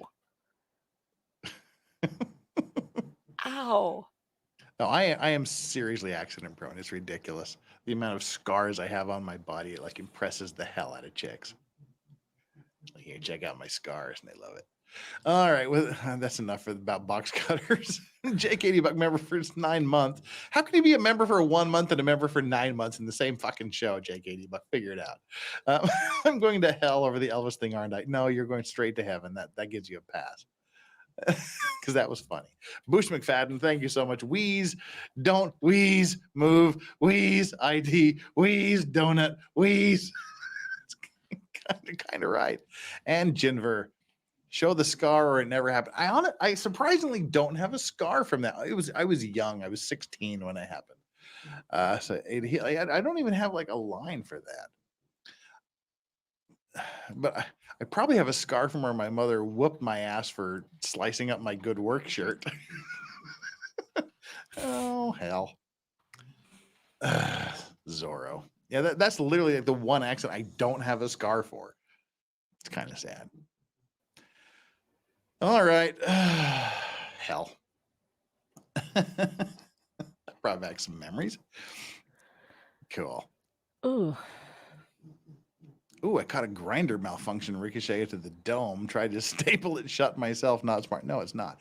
All right, so this is kind of an actual interesting thing. Now that you've seen this, now that I've been traumatizing you with this horrific knife that you've been forced to look at, I apologize. Let's get back to, now. This is some interesting stuff here in this report, because now we're getting into something that reportedly is likely not to contribute to the death, which I actually question. Megan speculated the first time we did this that he got tased by another officer, but as we've just found out, he was just like dead. He was like Walking Dead material here. He was dead on his feet. Well, and he just didn't know it. Do we know though if he actually did get any of the shocks? Apparently not. But they're sure about that? Hang tight It here. seems like that could just push him right over the edge. There's some things that happen that I find to be a little bit controversial, which medical science apparently says is likely not a problem. But let's talk about it here. So Jackson responds to Flagler Hospital, reference to the death. He gets there. He arrives at Flagler emergency room. He sees Kunovich lying deceased on a hospital bed. He's supine, and his body was covered with a white sheet, exposing only his head. Contacts. He performed then it goes back. He talks about all this bullshit that happened. Kunovich was transported to the hospital. I assisted Whittington as he photographed Kunovich. So they do an autopsy on him. He's transported to the medical examiner's office for an autopsy. That Monday, some stuff happens, and here we go. I met this is the girlfriend, I believe. I met so-and-so inside the interview room at 3. Placed under oath. Following subnoxious, stated she learned about him. They were in a relationship, which was serious. They were contemplating marriage. He said he was perfectly fine prior to his death. Well, I beg to differ. I beg to differ on him being perfectly fine prior to his death. He did not take any prescription medications. He wasn't treating the bronchitis, the respiratory rhythms, which may have been the bronchitis, the back pain, the hardened arteries, the arrhythmic heartbeat. He was doing nothing for his health. Nothing. Lieutenant Henry advised he was an employer here. Lieutenant Henry stated he's assigned to the Squad 4A. He's doing all this stuff. He gets called to the scene. He advised Squad 4 and Rescue 4 arrived at the scene simultaneously. Deputies placing the suspect in the rear of the patrol car. He observed the suspect being combative, arguing, resisting, getting into the patrol car. He advised deputies place the suspect into the patrol car. Now, let's follow this through here, because this is where things strike me as really, really odd. Lieutenant Henry said the deputy asked him to check on the welfare of Kunovich. He stated he walked over to speak with Sergeant Kunovich, who was standing near his patrol vehicle. Lieutenant Vroman attended the suspect. Lieutenant Henry said Kunovich, he knew Kunovich from previous calls for service. He said Kunovich told him he received an abrasion on his left hand as a result of an altercation with the suspect. They asked him to bring him the medical bag to treat Kunovich's hand. He described Kunovich as antsy. And that's not how you spell antsy, you dumb fuck. He stated he asked Sergeant Kunovich if he was okay, and Kunovich stated he was suffering from bronchitis. He observed Kunovich cough and offered a breathing treatment. He asked Kunovich to remove his outer carrier. Kunovich agreed. Kunovich removed his outer carrier and placed it on the hood of the patrol vehicle. Kunovich complained of being dizzy and placed his head on the hood of the car. He suggested Kunovich sit on the nearby curb. He advised Kunovich that collapsed as he attempted to sit on the curb. He grabbed Kunovich and prevented him from striking his head on the curb. Engineer Crawford placed Kunovich on his back. Kunovich became tense and appeared to be having a seizure. He suspected Kunovich may have come into contact with illegal narcotics, and he administered Narcan to Sergeant Kunovich. He advised Sergeant Kunovich grabbed his arm in an effort to prevent Henry from administering the Narcan. So he administered Narcan despite the deceased guy trying to prevent him from administering Narcan. Now, Narcan's a thing. It's for treating opioid overdoses. Why would he give him Narcan? Because he thought he had come into contact with fentanyl. Because he was having a seizure and it collapsed. Oh. Now, did the Narcan kill him? That, I think, is a very high possibility. Because, Wow. I mean, if you are having an opioid overdose, one of the things Narcan can put you at risk for is heart attack and arrhythmia. So if you've got arrhythmia, and it can give you arrhythmia or induce a heart attack. But the idea with Narcan is it's not supposed to do anything if you have not ingested opioids, because it doesn't trigger whatever part of your brain deals with that. So, and if you, some of the research that I've done and knew about, you said if someone is having a medical emergency other than an opioid overdose, such as a diabetic coma or heart attack, giving them Narcan will generally not have any effect or cause them additional harm. Generally, but not every time. Generally. What happens if you give Narcan to someone who isn't overdosing? Administering Narcan to someone who isn't experiencing an opioid overdose is generally considered safe, as it has minimal to no effect on individuals without opioids in their system. By competitively attaching to the same brain receptors that opioids bind to, Narcan eliminates the opioids and reverses their effects on the central nervous system. It won't have a noticeable physiological effect on someone who hasn't taken opioids because these receptors aren't activated. So they're saying it generally shouldn't have an effect. But would it have an effect on someone with an already arrhythmic heart, clogged arteries, all these other health problems? I would be hitting that like a mother if I was the defense. Mm-hmm.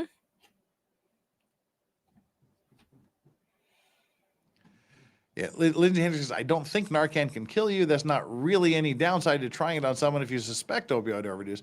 It says generally safe.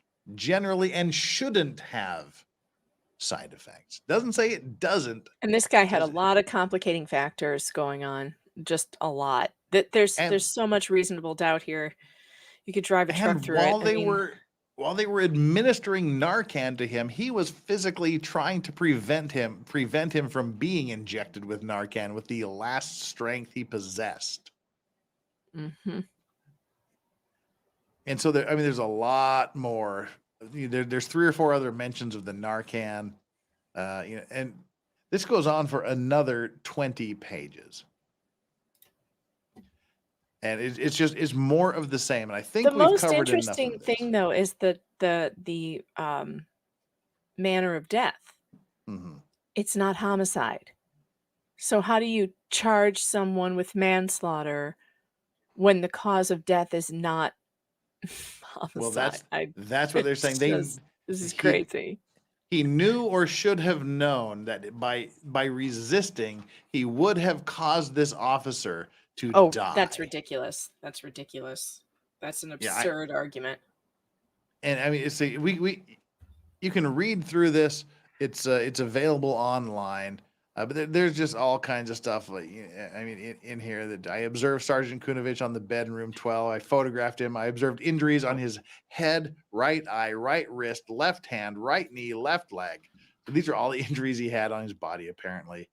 I mean, it just goes through. There's images of everybody. Here's all the photographs they collected. They get footage. And then it just repeats for 44 pages. And they charged him with aggravated manslaughter, sorry, which means the first was murder, then they it was fled it second degree. down. Oh, goodbye, Megan. Just kidding. I gotta go sorry. anyway. I do have to go, but well, do you have like 5 more minutes, or do you got to run now? Because we're gonna wrap up. I've got 5 minutes. Yeah, all right. Yeah, they charged him initially with felony murder, second degree felony murder. And then they decided to downgrade that to aggravated manslaughter. And basically, aggravated manslaughter is you have such a reckless disregard, or you knew or should have known that your actions would lead to the death of this person. And how you even get to that point, I don't understand. I don't understand that. Me either. In this case, no, I do not understand. And Pinochet's helicopter tour said, imagine the insanity if the cops were useless feds. And Jim, what's up? Jim Satala dropping the 20 heat. The guy didn't do anything to be detained, but I don't believe his story. How did he make the trip up here, not understanding English or Spanish? How did he give a credible fear answer to get asylum? He hasn't given a credible fear answer to get asylum. They've just placed him in he hasn't had a hearing or anything yet. And he understands more Spanish than he understands English. And he doesn't speak more Spanish than he speaks, but he understands it. And the world is a big, wide place, you guys. Not everything is a conspiracy. I mean, he comes from this really tiny little village, in Guatemala somewhere. It's not unbelievable that he doesn't understand. Lots of people come to this country without understanding English. They don't speak English at all, not a lick, not a drop. And they move to Hispanic neighborhoods where they don't speak any English anyway, and they get along just fine. He doesn't. Yeah. So just to be clear, he does not have asylum yet. He was detained in the federal detention facilities until he was able to find a relative that they could release him to. He's still undergoing immigration proceedings, and this is how this could all turn out. The feds trump the state. So, I mean, at some point during this, the feds could call his immigration number up and deport him before he goes through the murder. I mean, theoretically. Which is probably what's going to happen. Yeah, they could just take him out of this and deport his ass. But this is an NGO propaganda, in my opinion. Well, what I will do, Jim, I will invite you to watch Friday when we're going to go through the competency hearing.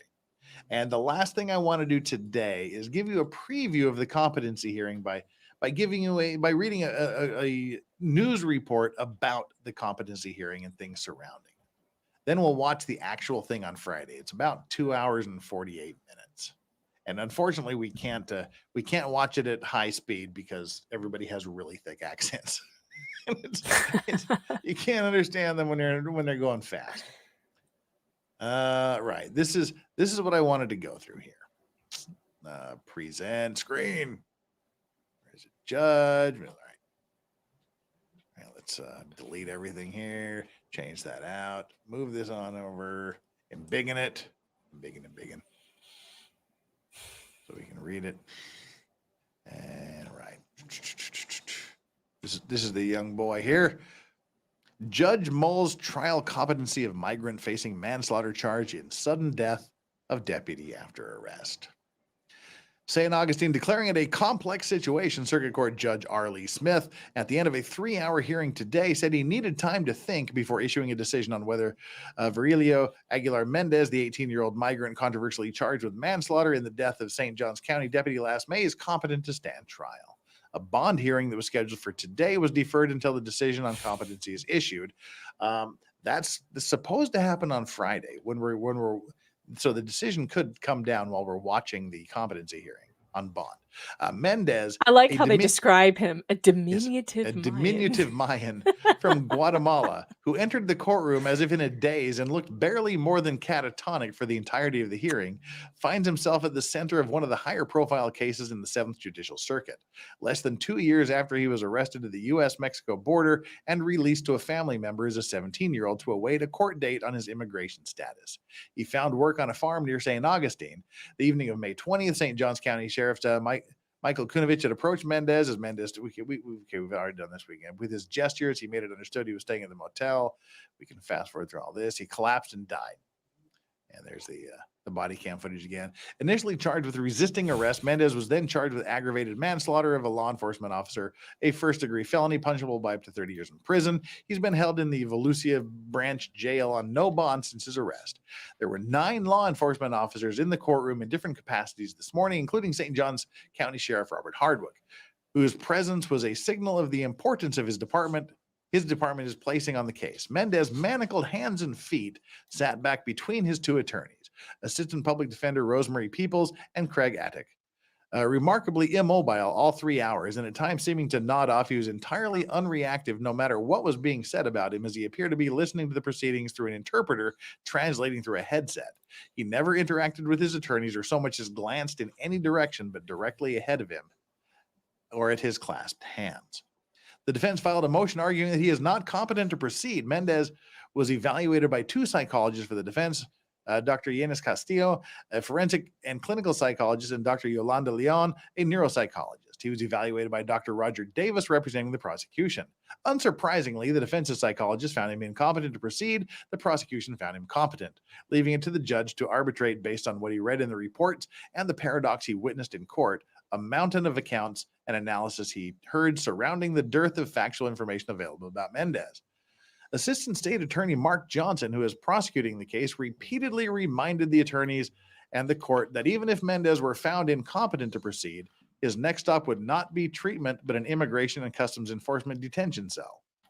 Johnson, a veteran prosecutor, kept referring to the federal agency by its former name as the INS, the Immigration and Naturalization Service.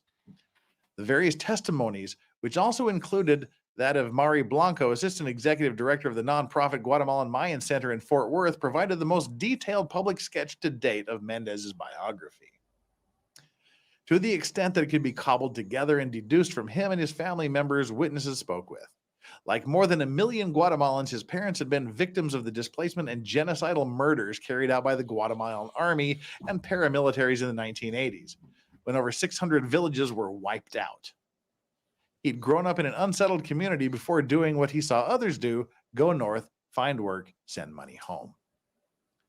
In his interviews, he mentioned at least 2 head injuries involving machetes or blunt instruments from agrarian work. He was also struck by a car. He cooperated with psychologists, tried to speak in Spanish but failed, and indicated that he was somewhat sad, worried about his fate here. But it soon became evident to all those who interviewed him that he was not ordinarily intelligent, not ordinarily cognizant, and that cultural and language barriers created yet more hardly surmountable obstacles, either to understanding him or to his bewildered understanding of what was happening. He's the Forrest Gump of the Mayan culture, is what we're to understand. Yep. And well, we have our own Judge Swirly Head here too. So. Oh my God, it's another tuft of justice. It's another tuft of justice. What's with the tufts? It's tufts. Hair all islands tufts everywhere. All the time. we have another tuft. Is this like a judicial thing? Like judges, so. just this is like a look for you know why? Because they're like, fuck you, I wear the black robe, I can do whatever I want. It's a secret sign, a symbol that the Masons can only be jealous of. Hiding in plain sight, the tufts of justice. He answered, he mostly answered yes, no matter what the question was asked of him. Even when he was asked how his parents got along, he said yes. It is apparently not an uncommon trait among Mayans, one of the witnesses said. And that's a fascinating thing to listen to. Castillo interviewed Mendez for 2 hours on September 15th. In the presence of Peoples and an interpreter, the psychologist gathered that he was born in a poor community where people would drink and fight. Logan, Utah. Sounds what like a coincidence. Sounds like our YouTube community. Fuck you, Megan. Sounds like LawTube. Yeah. I'm not finished. But he would provide different answers depending on the way the question was posed, and often replied by simply saying yes, regardless. He could not understand the concept of manslaughter. He had a lot of difficulties understanding the difference between a major and minor crime. He does not understand the penalties. His thinking is just very concrete, Castillo said. He understands guilty and not guilty in terms of guilty, I did it, not guilty, I didn't do it. But he didn't understand the nuances beyond that. And that was one thing she testified to, which we're going to see on Friday, where she's saying he got the idea, I did it or I didn't do it. I'm guilty or not guilty, but he couldn't differentiate between... Look at Matt's comment. Matt's always answers yes. My dating life would be so much better in the Mayan jungle. There's always an upside. Broken Baker, thank you so much for joining us, the Broken Baker crew. But yes, I mean, that was the one thing she was saying, that he could understand guilty and not guilty, but he couldn't understand the difference between being guilty, pleading guilty, and being found guilty. He said they just don't have those nuances. You're either guilty or not in the culture, she was saying. It's not guilty, or even though you're innocent, you're found guilty, or even though you're innocent, you plead guilty. So that just doesn't exist conceptually in their culture. And I thought it was very fascinating. So don't miss Friday, people. We're going to get some really cool cultural, linguistic, and psychological stuff. Well, half the chat doesn't believe that this Mayan culture exists, so I don't know where we're going to go. We'll hear people talk about it. So, whether it's the penalties, or the adversarial nature of the proceedings, he thinks he must obey the prosecution. That's a problem. He had trouble disclosing facts about his life. He didn't have the factual, rational understanding of his life. The ability to think critically, for example, the concept of a plea bargain, or what the right to remain silent means. To him, the right to remain silent was that he cannot be rude to the police. He had difficulties tracking things as basic as his life's chronology. He couldn't provide numbers and dates in the order of events, and couldn't do so with his own legal case. Nor could he learn it. He would forget information after a brief delay and prove incapable of the simplest analysis. Well, he has two head injuries also, which is probably contributing to this.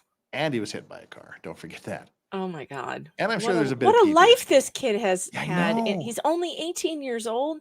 2 machete accidents, hit by a car, attacked by rabid police officers, and he's only 18.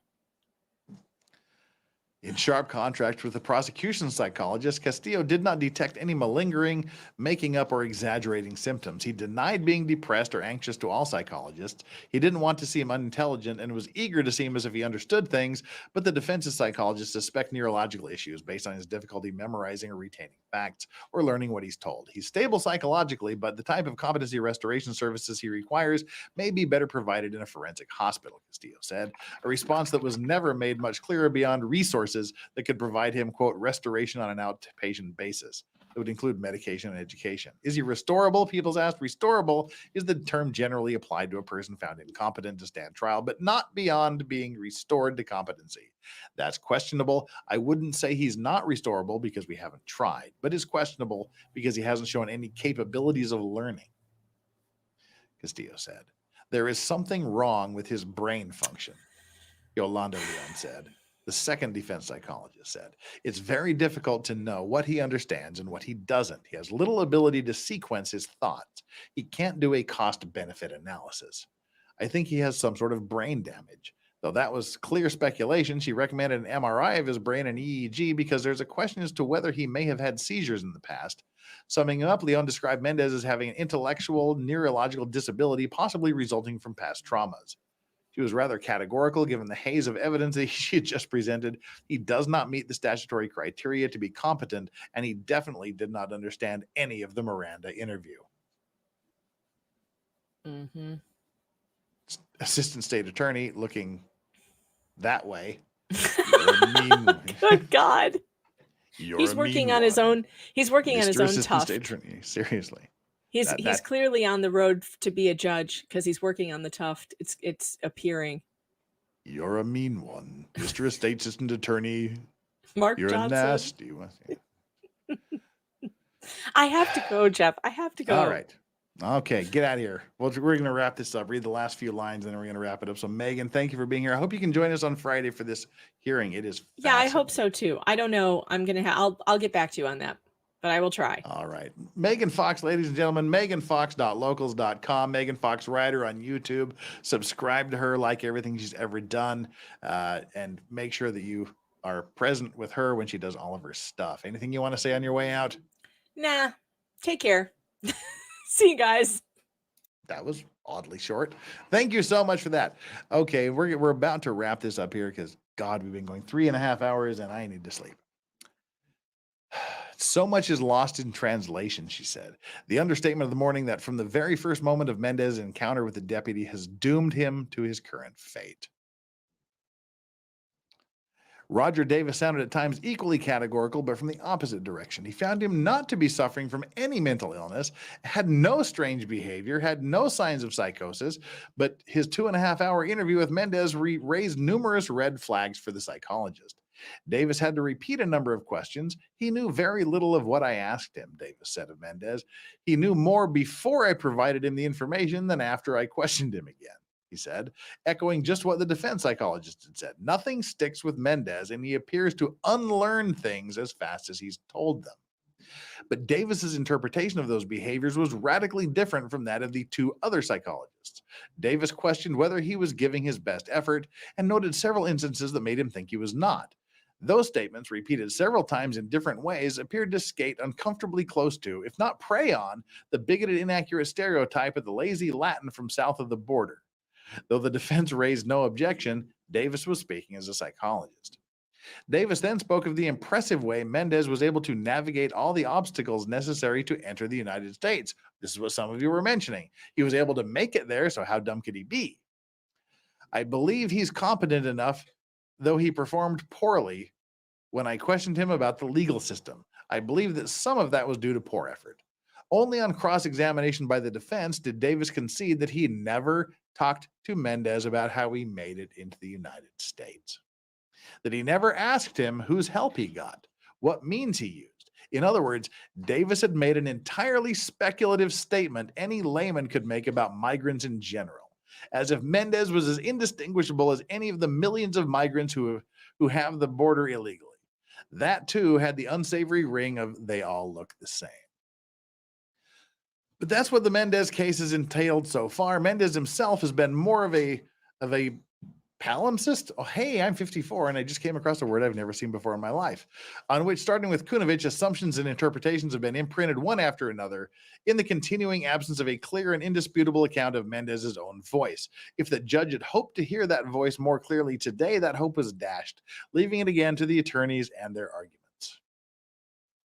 And this goes on, I guess, right to here, huh? Right. We're almost done with it. We'll wrap it up. There's consistency with his inability to understand the legal process, the ability to appreciate charges, the adversarial nature of this courtroom, and what we do here, people said. He is clearly not competent for this courtroom, for this court setting, or for this particular case. She asked the court to place Mendez in a least restrictive detention environment for competency training, even if he has to sit in the Volusia jail as he gets it. But Johnson, the prosecutor, argued that Mendez's inability to give appropriate answers to the questions he was asked was not persuasively a sign of intellectual disability, only that Mendez was being lazy. Johnson used the more circuitous way of saying so, borrowing Davis's formula of Mendez not making an effort. None of the experts testified that he had any sort of mental illness, Johnson said. There's no practical way for Mendez to get any clinical help. If he's released from the court's custody, the federal government is going to come get him. They're going to take him into their custody. That may well be Menendez's silver lining, though the defense didn't argue it, as Menendez is bound to end up in federal custody. That route, by way of a determination of incompetence, would render the current charge effectively, if not legally, moot, and relieve the court and the attorneys of one of the most distasteful cases on their docket. So again, that's what we were talking about, that because the feds supersede the state. The feds always have priority. So at some point, the immigration issue, the federal immigration issue can come into play. His hearing could come up and they could deport his ass before the state finishes whatever this is. And that would allow everyone to cleanse their palate of this particular case.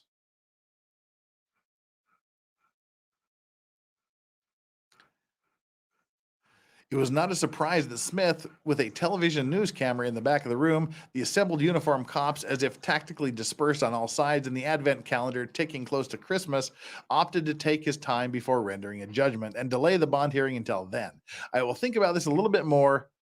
Smith, who a few years ago had been a family judge in Flagler County, said, "This is a complex situation, and we can all agree. And so let me have a little bit of time to think about it." The end. Now, on Friday morning, we will watch the competency hearing in its entirety. But also at that time, the judge will be holding a bond hearing, whether or not he should be released on bond. I believe they're asking for $50,000 bond. So, you know, $50,000 bond to him may as well be $1 billion, I guess, you know, because it's not going to make any difference.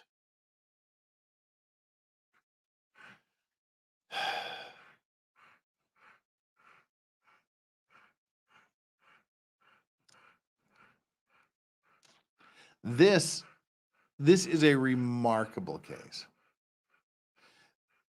And I don't care what you guys really feel. I'm just giving you I'm just telling you what I think. I mean, I care to the extent that I care, but you know, I mean, aside, I guess the more artful way of putting it was, aside from what you think about this, what I witnessed was an 18-year-old kid being tortured by cops.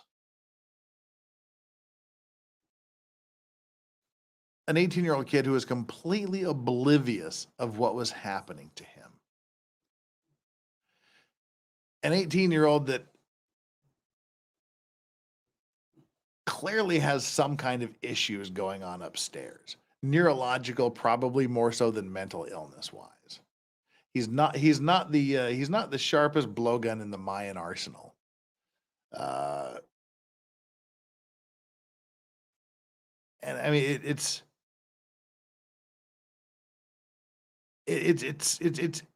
I'm speechless. I'm literally speechless how they can link this to the death of the officer. How he could have any foresight that resisting this arrest would lead to the death of an officer with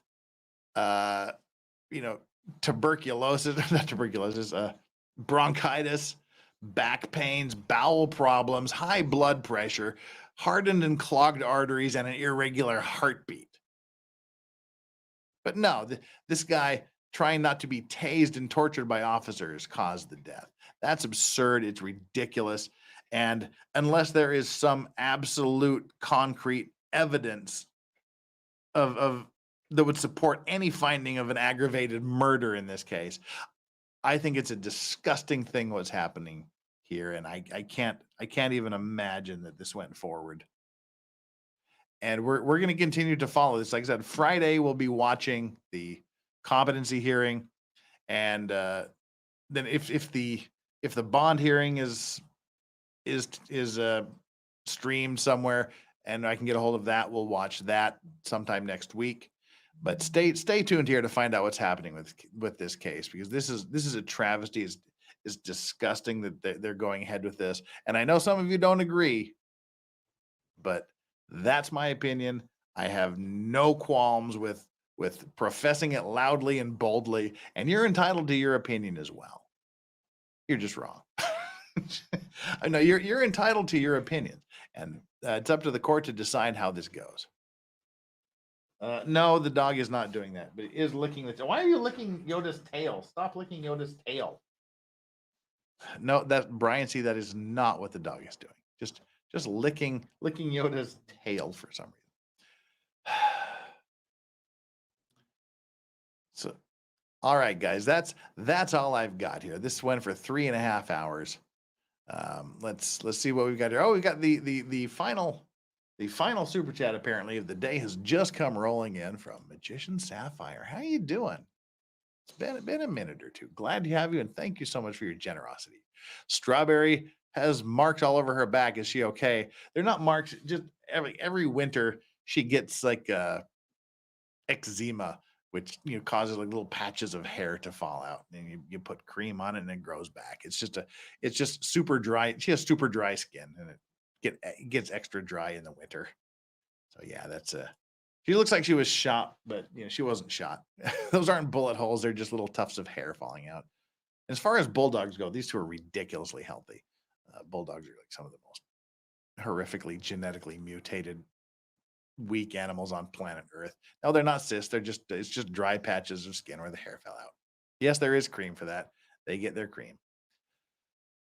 All righty, folks. Ladies and gentlemen, thank you so much for being here and putting up with me as we go through this. Mods, thank you so much for being here. Let's see where we can send you. Is there someplace we can send you right now when we shut this down? Is anybody streaming right now? I've been watching the MST3K year-end marathon on YouTube all day long, so I haven't been seeing who's streaming what. So I have no idea what's going on in the world of YouTube because I've just been watching MST3K like since morning. Let's see, who do we got here? Content. Live. Today's show. There we are. Edit. Community. Customization.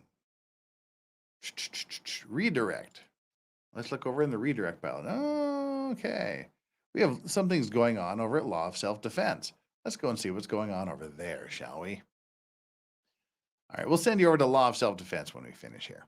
So, all right, let's wrap it up real quick because Branka doesn't go very long on Law of Self-Defense. Mods, thank you so much. I appreciate your dedication, your time here. Chat, thank you so much for being here. You are the greatest chat on the internet. Let's see how our like and subscribe poll ended up. We got 586 people here currently. 586 people. I expect you back here on Friday, 9 a.m. Eastern, 2 p.m. UK time, 1 a.m. Australia Eastern Daylight Time. Come back here for the competency hearing. You won't want to miss it. So make sure you hit the like and subscribe on your way out. The like and subscribe poll today ended with the question was, how should cops respond to someone minding their own business? 8% of you said jump on them. 10% said escalate as much as possible. 10% also said deploy multiple tasers. And a full 72% of you said all of the above. All of the above is the correct answer. Thank you so much. No, older Crow is not the original Crow is the best Crow. Anyway, that's enough of that, folks. Thank you so much for your support, your generosity, your super chats, your gifted memberships, your purchase memberships. Thank you so much for all of that. Chat, thank you for just being here. Thank you for being you. Join me tomorrow. Chandler Remington and I will be doing some more of the O.J. Simpson closing arguments review. Then Friday, we will watch the competency hearing in the Aguilar-Mendez case. And that'll take us on into the New Year's. And we've got some cool stuff lined up in January. For example, we are going to be having an extended story of the Penley lifeboat disaster, which we've talked about before. The anniversary was 2 weeks ago. We'll be doing an extended story of that. We're going to be having on a retired lieutenant commander from the Navy talking about his experiences in a very harrowing naval accident. We'll be having, gosh, we got so much going on. We'll be on the 6th, either the 6th or the 7th, probably Saturday night, the 6th U.S. time. We'll be having a whiskey stream. It'll be me and one of my dear friends who's visiting Korea for the first time in 4 years. She'll be here. right next to me in studio as we talk about whiskey. She's written for whiskey magazines. She does whiskey tasting. She does some stuff. We met through whiskey, as a matter of fact. She's just coming to pay a visit, and we'll be doing a whiskey stream probably on the 6th. So we got a lot of cool stuff coming up in January. So until then, until tomorrow with O.J. Simpson closing arguments, whatever you do, whoever you do it with, and however good it feels, etc., just make sure that you enjoy your legal vices. On behalf of Yoda and Strawberry, it's me, Lawrack, saying peace. Oot.